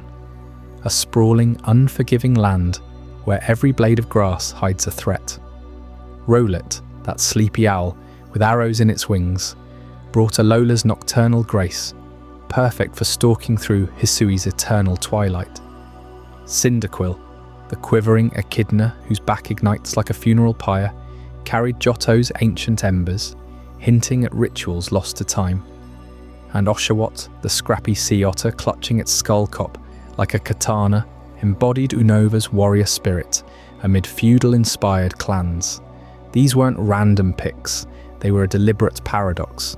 Hisui demanded Pokémon that felt primal, displaced, as if washed ashore from forgotten eras, mirroring some of the player's own role as a stranded outsider in a world teetering on the edge of catastrophe. But the real genius unfolded in their Hisuian evolutions, where Game Freak layered in themes straight from Japanese folklore, the wandering Ronin and the eerie Psychopomp. Take Hisuian Samurott, Oshawott's final form. No longer the playful otter, it rises as a towering sea samurai, its shell sharpened into seamless blades that whirl like a storm of retribution. Dark typing seeps into its veins, turning serene waters into vengeful torrents. This is the Ronin incarnate, a masterless warrior exiled from its clan, roaming Hisui's coasts with cold precision.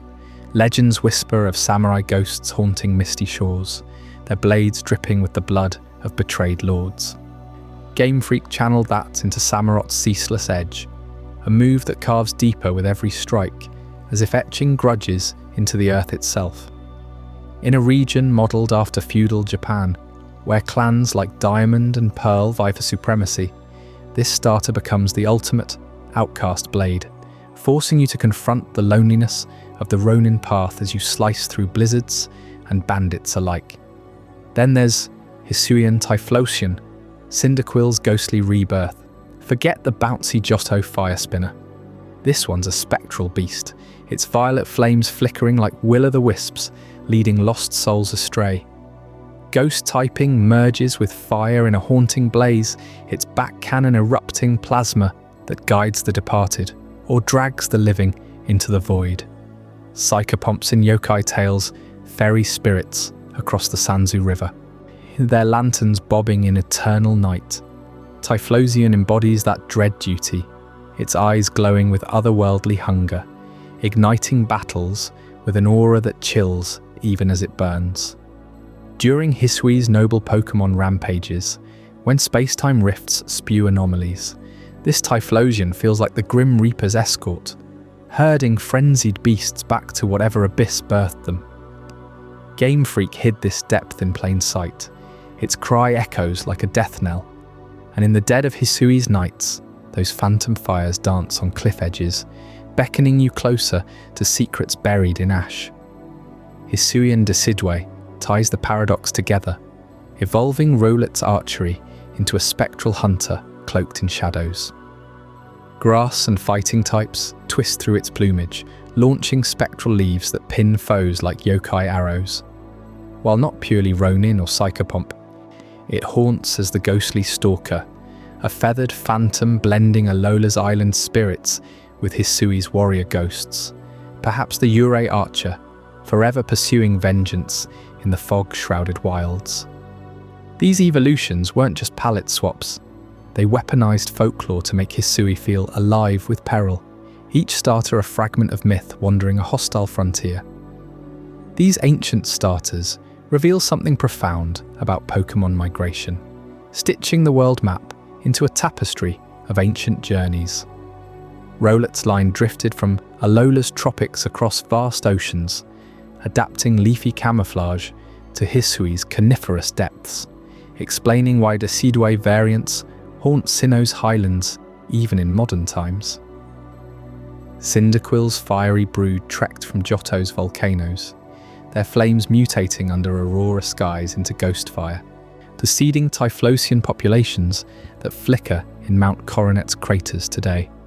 Oshawott seafaring clan washed into Hisui's bays from Unova's eastern shores, their shells hardening into dark blades suited for clan wars, their descendants still patrolling Sinnoh's rivers with Ronin ferocity.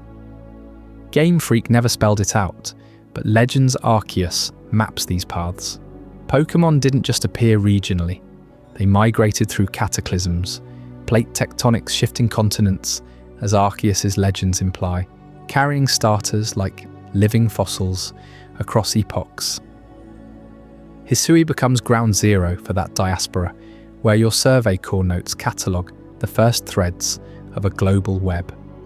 Yet beneath the mythic allure lurks a darker truth, the grim reality of being a starter in Hisui's fearful age.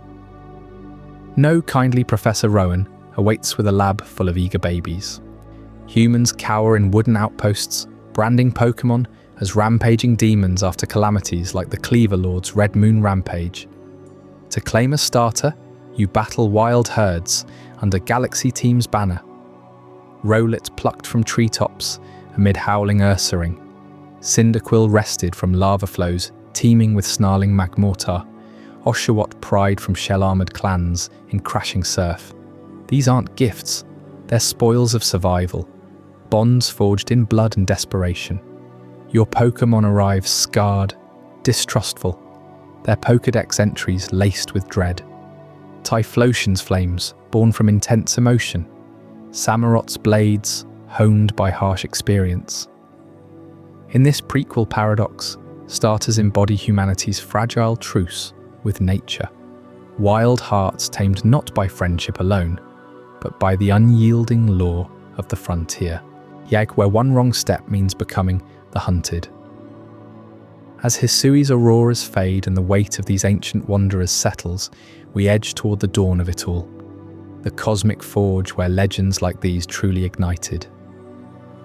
Next time, in Chapter 15, The Creation Mythos, uncover how Arceus's first breath wove starters into the fabric of existence itself, and what forbidden truths Game Freak veiled in that primordial light, as the mists of Hisui fade into the distant echoes of Ronin blades and Psychopomp flames. We journey back further still, to the very dawn of existence itself, where Arceus, the original one, slumbers within a shimmering cosmic egg, cradled in the formless void. This egg wasn't born of stone or shell, but of pure iridescent light, pulsing like the heartbeat of the universe before universes were named. When it cracked open, Arceus emerged, a towering silhouette of gold and white, its wheel-like rings spinning with infinite potential. In that singular moment, creation ignited. From its body, Arceus forged the plates of reality, 18 shards of elemental power that would birth the types governing all Pokémon. But the true genesis of our world began with 3 primordial forces, exhaled from Arceus like breaths of divine will. Dialga, the ruler of time, Palkia, the architect of space, and Giratina, the shadow of antimatter, banished to the distortion world for its chaotic hunger. Feel the weight of that emergence. Dialga's metallic roar freezes rivers in mid-flow, coiling time into crystalline chains that stretch backward and forward eternally. Palkia's oceanic form rends the fabric of the dimensions, folding vast galaxies into pocket realms where stars collide like whispers. And Giratina, with its writhing winged fury, embodies the antimatter that devours light, a necessary counterbalance lurking in the cracks of reality. These aren't mere legends whispered by Sinnoh elders, they're the foundational pillars upon which every Pokémon battle, every evolution, every trainer's journey stands. Now consider the starters, these humble grass, fire and water trio handed to you by every professor from Oak to Sada. Game Freak never spells it out, but their design echoes this cosmic triad with uncanny precision. Grass represents the verdant bloom of antimatter's raw, unstable growth, the wild chaos Giratina unleashes when equilibrium shatters, sprouting life from nothingness in fractal defiance of order. Fire channels Dialga's temporal blaze, the unquenchable spark that ignites evolution's relentless march forward, burning away the obsolete to forge the new. Water mirrors Palkia's spatial fluidity, the endless adaptation that warps boundaries, pooling into oceans of possibility or crashing as tsunamis of change. Why 3? Why always these types, generation after generation, from Bulbasaur's seed to Sprigatito's feline grace? It's no accident, no mere gameplay crutch. Professors uphold the natural order, a veiled covenant with creation itself. In the Pokémon world, trainers begin with imbalance. Your rival grabs one, you another, but the trio ensures harmony. Choose grass and you ground the chaos. Fire tempers time's fury. Water binds space's expanse. Together, they form a microcosm of Arceus's first act, stabilizing the trainer's path against the universe's entropy. Disrupt this, say with Pikachu's electric anomaly, and the world tilts, as it did for Ash, pulling anomalies like legendaries into your orbit. Picture Professor Rowan in his Sinnoh lab, eyes sharp behind those glasses, selecting Turtwig, Chimchar, Piplup not from whim, but from ancient tomes tracing back to the creation trio. Or Sycamore in Lumiose, his voice warm yet weighted, offering Chespin, Fennekin, Froakie as keys to Kalus's eternal stone. Every handover reinforces the cycle, grass for life's resilient antimatter weave, fire for time's purifying forge, water for space's boundless merge. It's why Hisui's trio, Rowlet piercing shadows, Cyndaquil igniting spectral paths, Oshawott cleaving distortions, feel so primal, a direct lineage to that cosmic egg. But Arceus didn't stop at types. Hidden within every starter pulses a deeper secret, the hidden ability, that elusive trait unlocked only through battle's crucible or nature's rare mints. This isn't random code, it's lore disguised as mechanics, the manifestation of a Pokémon's true genetic potential, a fragment of the original one's essence. When Bulbasaur awakens chlorophyll, it surges with antimatter's lightspeed growth, outpacing dawn itself. Charmander's solar power draws Dialga's temporal fire, trading life for explosive bursts that rewrite moments. Squirtle's rain dish, Palkia's spatial hydration, drawing moisture from warped dimensions to heal mid-flood. These abilities surface like echoes from the egg's hatching, dormant until the trainer proves worthy, mirroring how Arceus birthed its creations only when the void demanded form. In Paldea's labs, they call it terrestrial potential, but trace it back. Every hidden ability is a starter's link to the fundamental forces, a genetic whisper saying, "You carry the stars within." Game Freak buries this in data files and event distributions, letting fans unearth it through shiny hunts or ability patches, as if daring us to glimpse the divine blueprint. Even Mew, that elusive Genesis Pokémon, tucked in Gen 1's code, ties back here. Its DNA a mosaic of all types but starters? They're the purified triad, the first partners chosen by fate to echo Dialga's tick, Palkia's flow, Giratina's twist. No wonder every region recycles the formula with subtle myth infusions. Turtwig, as the world turtle bearing continents on its shell, a nod to space's vast cradle, Decidueye's ghostly arrow fletched from antimatter voids. Yet for all this celestial symmetry, Game Freak veils their wildest choices behind closed doors. Choices that twist these elemental airs into forms so bizarre they'll make you question everything you've caught. We'll unravel that in the weird design philosophy, where the true eccentricity of starter evolution begins to uncoil. From the cosmic egg of Arceus, where the primal forces of time, space, and antimatter birthed the elemental hearts of grass, fire, and water, Game Freak took those infinite possibilities and channeled them into something profoundly human, and yes, deliberately strange.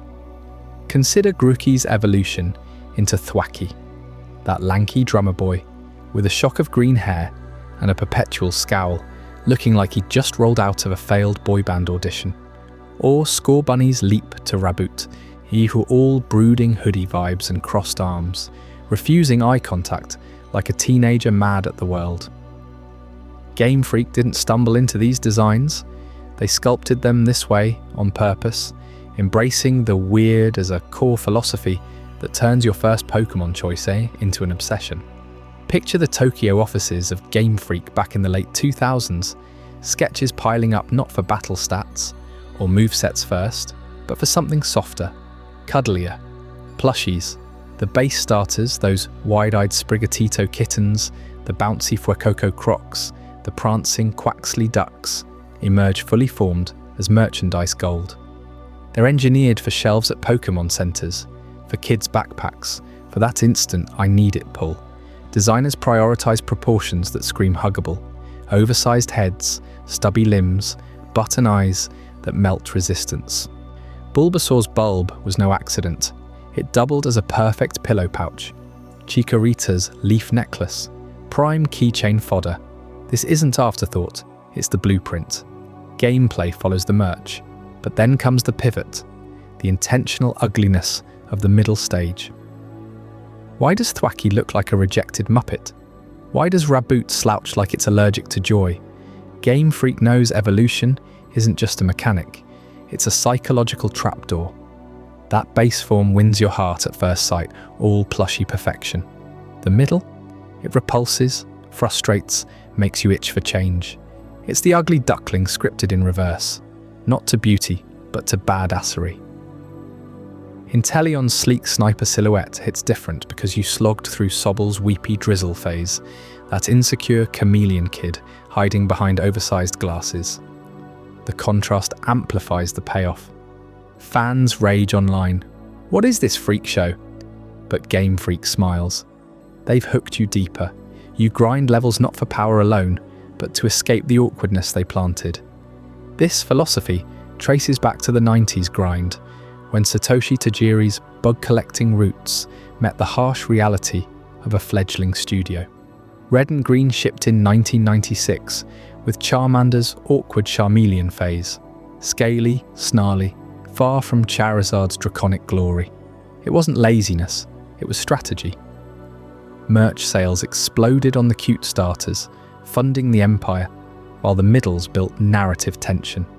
Fast forward to Paldea's Quaxwell, that pompous penguin with a sailor hat and an ego bruise, evolving into the Samba King Quaquaval, or Gen 4's Prinplup. He's the haughty aristocrat's bird whose princely snobbery makes Empoleon's armoured emperor feel earned. Game Freak leaks hints in art books years later, admitting the gap-mo, that jarring charm and imperfection, keeps players invested. You don't just play, you parent these creatures through puberty. Leaks shattered this controlled reveal once and for all. Remember the Gen 8 Affleck leak in 2019? Months before Sword and Shield dropped, blurry images hit 4chan, Grooky bopping sticks, Score Bunny mid-leap, Sobble camouflaged in tears. But the finals?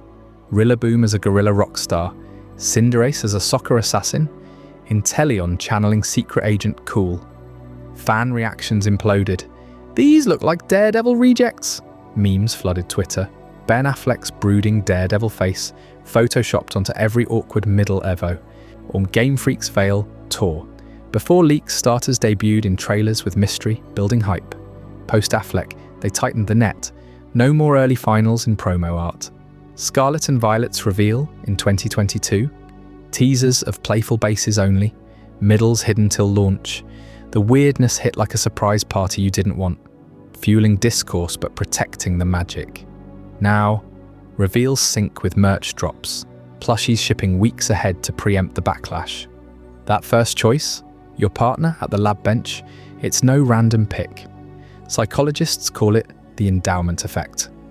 Once you claim Squirtle, it's yours forever. Flaws and all.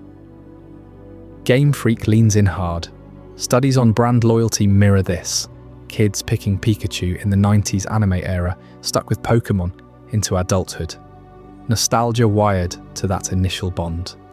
Your Charmander's journey from flame-tailed lizard to jet-powered dragon imprints deeper because of the weird middle. It mirrors life, growth through cringe. Fans confess on Reddit, hated Drizzle, loved Inteleon more for it. Tajiri's bugs evolved too, from grubs to beauties, but he knew the grotesque phase sells the transformation. In Japan, kawaii to ikemen, cute to handsome, drives media empires. Pokémon starters weaponize it, turning a game into a lifelong companion. Hisui twisted this further, dredging up old lines for legends. Arceus, Oshawott middle, Dewott, sharpens into a dual-sword Ronin. But that initial shell-shocked clam vibe? Pure intentional oddity. Game Freak's opacity fuels the fire. They rarely explain letting fan theories bloom. Is Thwacky's hair a nod to J-Rock idols? Reboot's hoodie hiding scars from training montages? The weirdness invites you in, makes the world yours to interpret. And yet, this philosophy crests towards something seismic. In Chapter 17, Legends, Z to A and the Future, Game Freak resurrects Chikorita, T-Pig, and Totodile with mega evolutions unseen since Hoenn's remakes, but with twists that could redefine loyalty forever. What happens when your childhood pick blasts through time itself? That deliberate push for plushy, perfect babies evolving into those awkward teens, all to hook you before revealing the majestic finals, sets the stage for Game Freak's boldest pivot yet. They're not just remixing old designs, they're resurrecting forgotten starters in a city on the brink of transformation, pulling us back to Kalos for Legends, CA. Picture Lumiose City had that glittering Eiffel Tower homage, but cracked and crumbling under the weight of progress. Legends. Z to A drops us into a modern Kalos gripped by urban redevelopment, where skyscrapers claw at the sky and ancient alleys vanish beneath concrete. Professor Sycamore's pristine lab from X and Y. It's a relic now, swallowed by construction cranes that echo the region's obsession with reinvention. And at the heart of this chaos, whispers of a new mega-starter trio emerge. Not the familiar Chespin line, but outsiders crashing the party. Chikorita, Tepig, and Totodile. These aren't random picks. Chikorita, the leafy Johto sweetheart from Gold and Silver, with its bay leaf aroma that could soothe a rampaging Tyranitar. Tepig, Unova's plucky firehog from Black and White, snorting embers like a barbecue gone wild. Totodile, the grinning Gator from the same Johto era, jaws snapping with that infectious mischief. Rumours swirl that they'll headline Legends ZA in 2025. the first mega evolutions for non-Kalos starters since the Hoenn remakes dusted off Trico's crew. Why these three?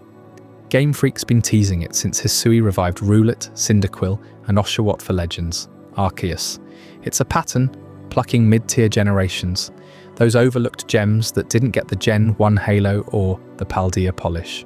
Chikorita's line nods to ancient forests, Meganium's flower crown blooming like a guardian spirit. Tipig evolves into Embor, that hulking sumo wrestler fused with a steam engine, perfect for mega-charged destruction amid city ruins. Totodile's Feraligatr, all primal Swamp King vibes, could mega into something ferociously armoured, jaws wide enough to chomp steel beams. Leakers and data miners point to trailers laced with Gen 2 and 5 callbacks, subtle leaf patterns in the skyline, ember trails on billboards, waterspouts flooding derelict streets. Your rival, they say, snags Pancham, that punk panda from Kalos itself, evolving into Pangoro under the neon glow. It's a deliberate mashup, blending eras to mirror Kalos' fractured timeline. But dig deeper, and this trio whispers of revival for a reason. These starters hail from games born in transitional times. Gold and Silver expanded the world eastward.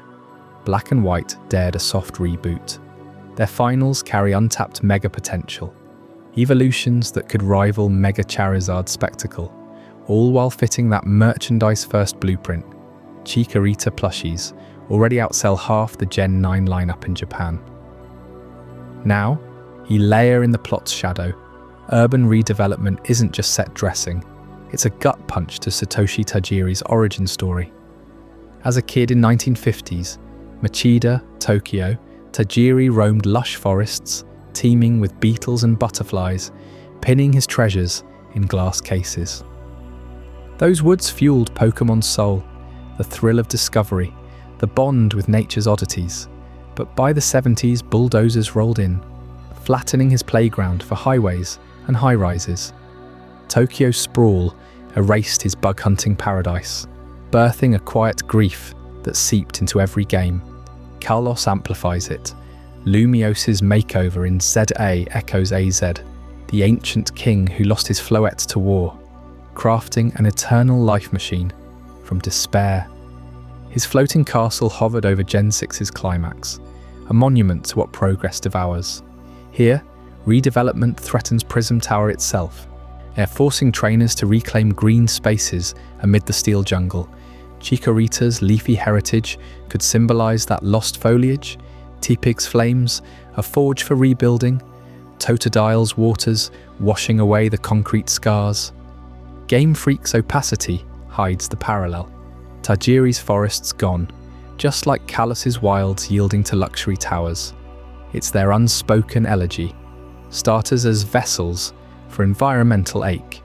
Feel the tension, building as cranes swing like pendulums. Dust clouds choking the air thick with nostalgia. Trainers navigate scaffold mazes, megastones pulsing in hidden parks, while AZ's shadow looms. Will he return, his machine humming anew? This isn't filler, it's Kalos reborn raw, starters bridging past losses to future fights, and it primes us for what's next in the open world era. Hisui proved Game Freak can shatter the linear path. In Legends, Arceus flung you into feudal Sinnoh's vast wilds, Roulet's arrows whistling through blizzards, Typhlosion's ghostly cannon booming across steppes, Samurot's blades flashing in feudal duels. Open worlds demand starters that endure endless exploration, not just gym grinds. Gen 10's trio, whenever it lands, must evolve beyond Paldea's parade performers. They can't just dazzle in 5-minute battles. They need stamina for horizon-chasing marathons, mythos that unfolds across biomes. Imagine trekking misty peaks where your grass starter communes with spectral trees, roots delving into data-mined lore veins, fire types igniting lava flows that reshape the map dynamically, water evos surfing tidal shifts triggered by your choices. Hisui's picks survived because they embodied the land, archer owls for hunting grounds, psychopomp flames for spirit realms, ronin blades for clan wars. Gen 10 demands that amplification, starters woven into ecosystems that react, evolve with your footprints. No more weird middles that stall momentum. These must hook from hatchling to legend, plushy appeal fusing with survival grit. Chikorita's crew tests the blueprint in ZA's urban sprawl. Will Meganium terraform city blocks? Embor smash through barriers? Feraligatr flood subways? If they thrive in Kalus's concrete heart, Gen 10's open-world behemoths will redefine partnership. Yet amid these evolutions, Game Freak guards deeper secrets about how starters truly anchor our journeys. Truths buried in code and concept art that reshape everything you've assumed. That's what they never told us, and we'll uncover it next. As Legend ZA pulls us back to Kalos with whispers of mega evolutions for Chikorita, Tepig, and Totodile, you can feel Game Freak drawing a full circle. Not just through remakes or revivals, but through the very essence of what a starter Pokémon truly means. These aren't random picks, they're echoes of a design philosophy buried in the studio's private notebooks, the kind of internal lore they guard like a hidden master ball. Picture Satoshi Tajiri as that kid in 1970-something Machida, knee-deep in humid forests, his hands stained with dirt from pinning beetles to corkboards. Bugs weren't toys to him. They were portals to a wild world shrinking under Tokyo's sprawl. Urbanization had choked out his playgrounds. Rivers paved over, fields turned to concrete. He collected thousands, traded them like treasures. I felt their exoskeletons pulse with life under his fingers. That tactile bond, that raw itch to connect with nature's chaos, birthed Pokémon. Not as battles in arenas, but as a digital salvation, a way to hand you, the player, your first bridge back to the earth. Game Freak's internal design bibles, those dog-eared tomes rarely glimpsed outside the Kyoto office, spell it out plain. Starters are vessels for human nature reconnection. Tajiri's secret directive pulses through every generation. Bulbasaur's bulb isn't just a seed, it's a dinosaur fern unfurling in the carboniferous mist, roots drinking deep from prehistoric soil. Charmander's tail flame mirrors the bioluminescent flickers of fireflies Tajiri chased at dusk, a spark of wild vitality you nurture through rain and storm.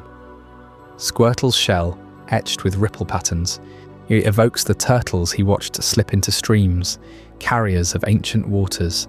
They choose you, but really, you're reclaiming what cities stole. Dirt under nails, wind in leaves, the unpredictable heartbeat of ecosystems. Flip through those hidden pages further, and the lore thickens with unspoken myths Game Freak weaves silently. Turtwig carries the world turtle on its back, the Axis Mundi from Hindu and native tales, grounding Sinnoh's myths in fertile earth. Chimchar swings from the Monkey King's staff, Sun Wukong's fiery rebellion against heaven, channeling primal energy through your commands. Piplup's imperial strut hides Norse penguin lore twisted into a daily grace, a nod to emperors ruling icy realms. These aren't fan theories, they're scribbled mandates in the Bibles, tying elemental trios to creation stories Arceus would envy. Rowlet's ghostly arrows in Hisui, a psychopomp ferryman for souls lost in feudal mists. Oshawott scallop blades forged Ronin style from waves that birthed samurai legends. Game Freak never broadcasts this.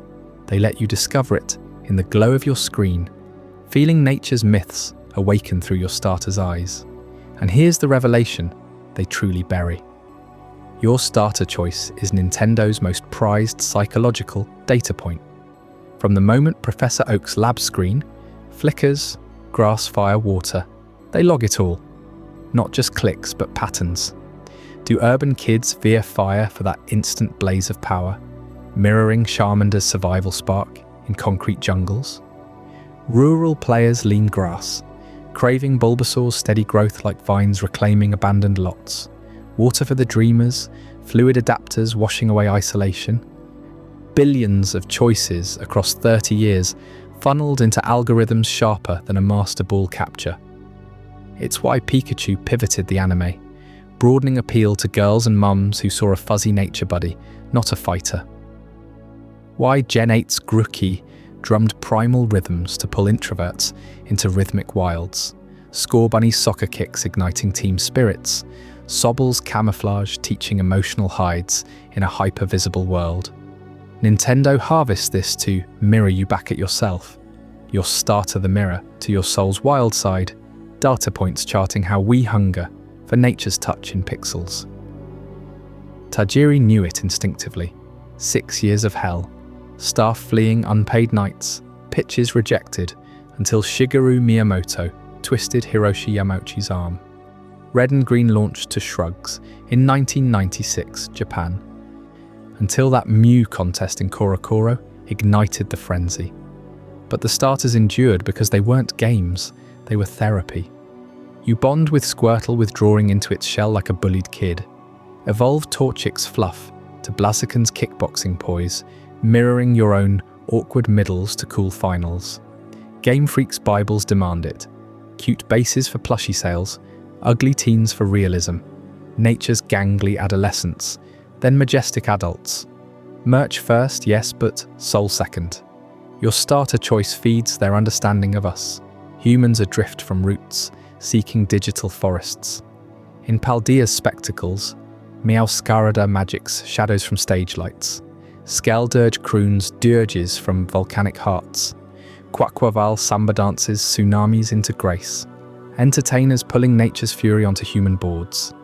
Hisui's warriors reclaim lost eras. Chush psychopomps guiding through time's fractures. Even ZA's megatrio hints at it. Meganium's floral auras healing psyches. Embor's blaze-forged resolve. Swampert's tidal might anchoring chaos. They're all you extended, nature's ambassadors slipping through Game Boy cables into your veins. So as the screen fades on your final evolution, feel that pull. Tajiri's bug net swings eternal, catching fireflies in code. That bug-catching boy didn't build an empire. He resurrected the wild in us all. Your starter? It's the quiet revolution Game Freak never named, the law they etched in silence. We're not trainers, we're rewilders, one choice at a time. What did you think of this journey? I'd love to hear your thoughts in the comments below. If this changed your perspective or taught you something new, consider subscribing for more mind-expanding content. And if you know someone who would find this as fascinating as you did, share it with them. These are the kind of conversations that matter.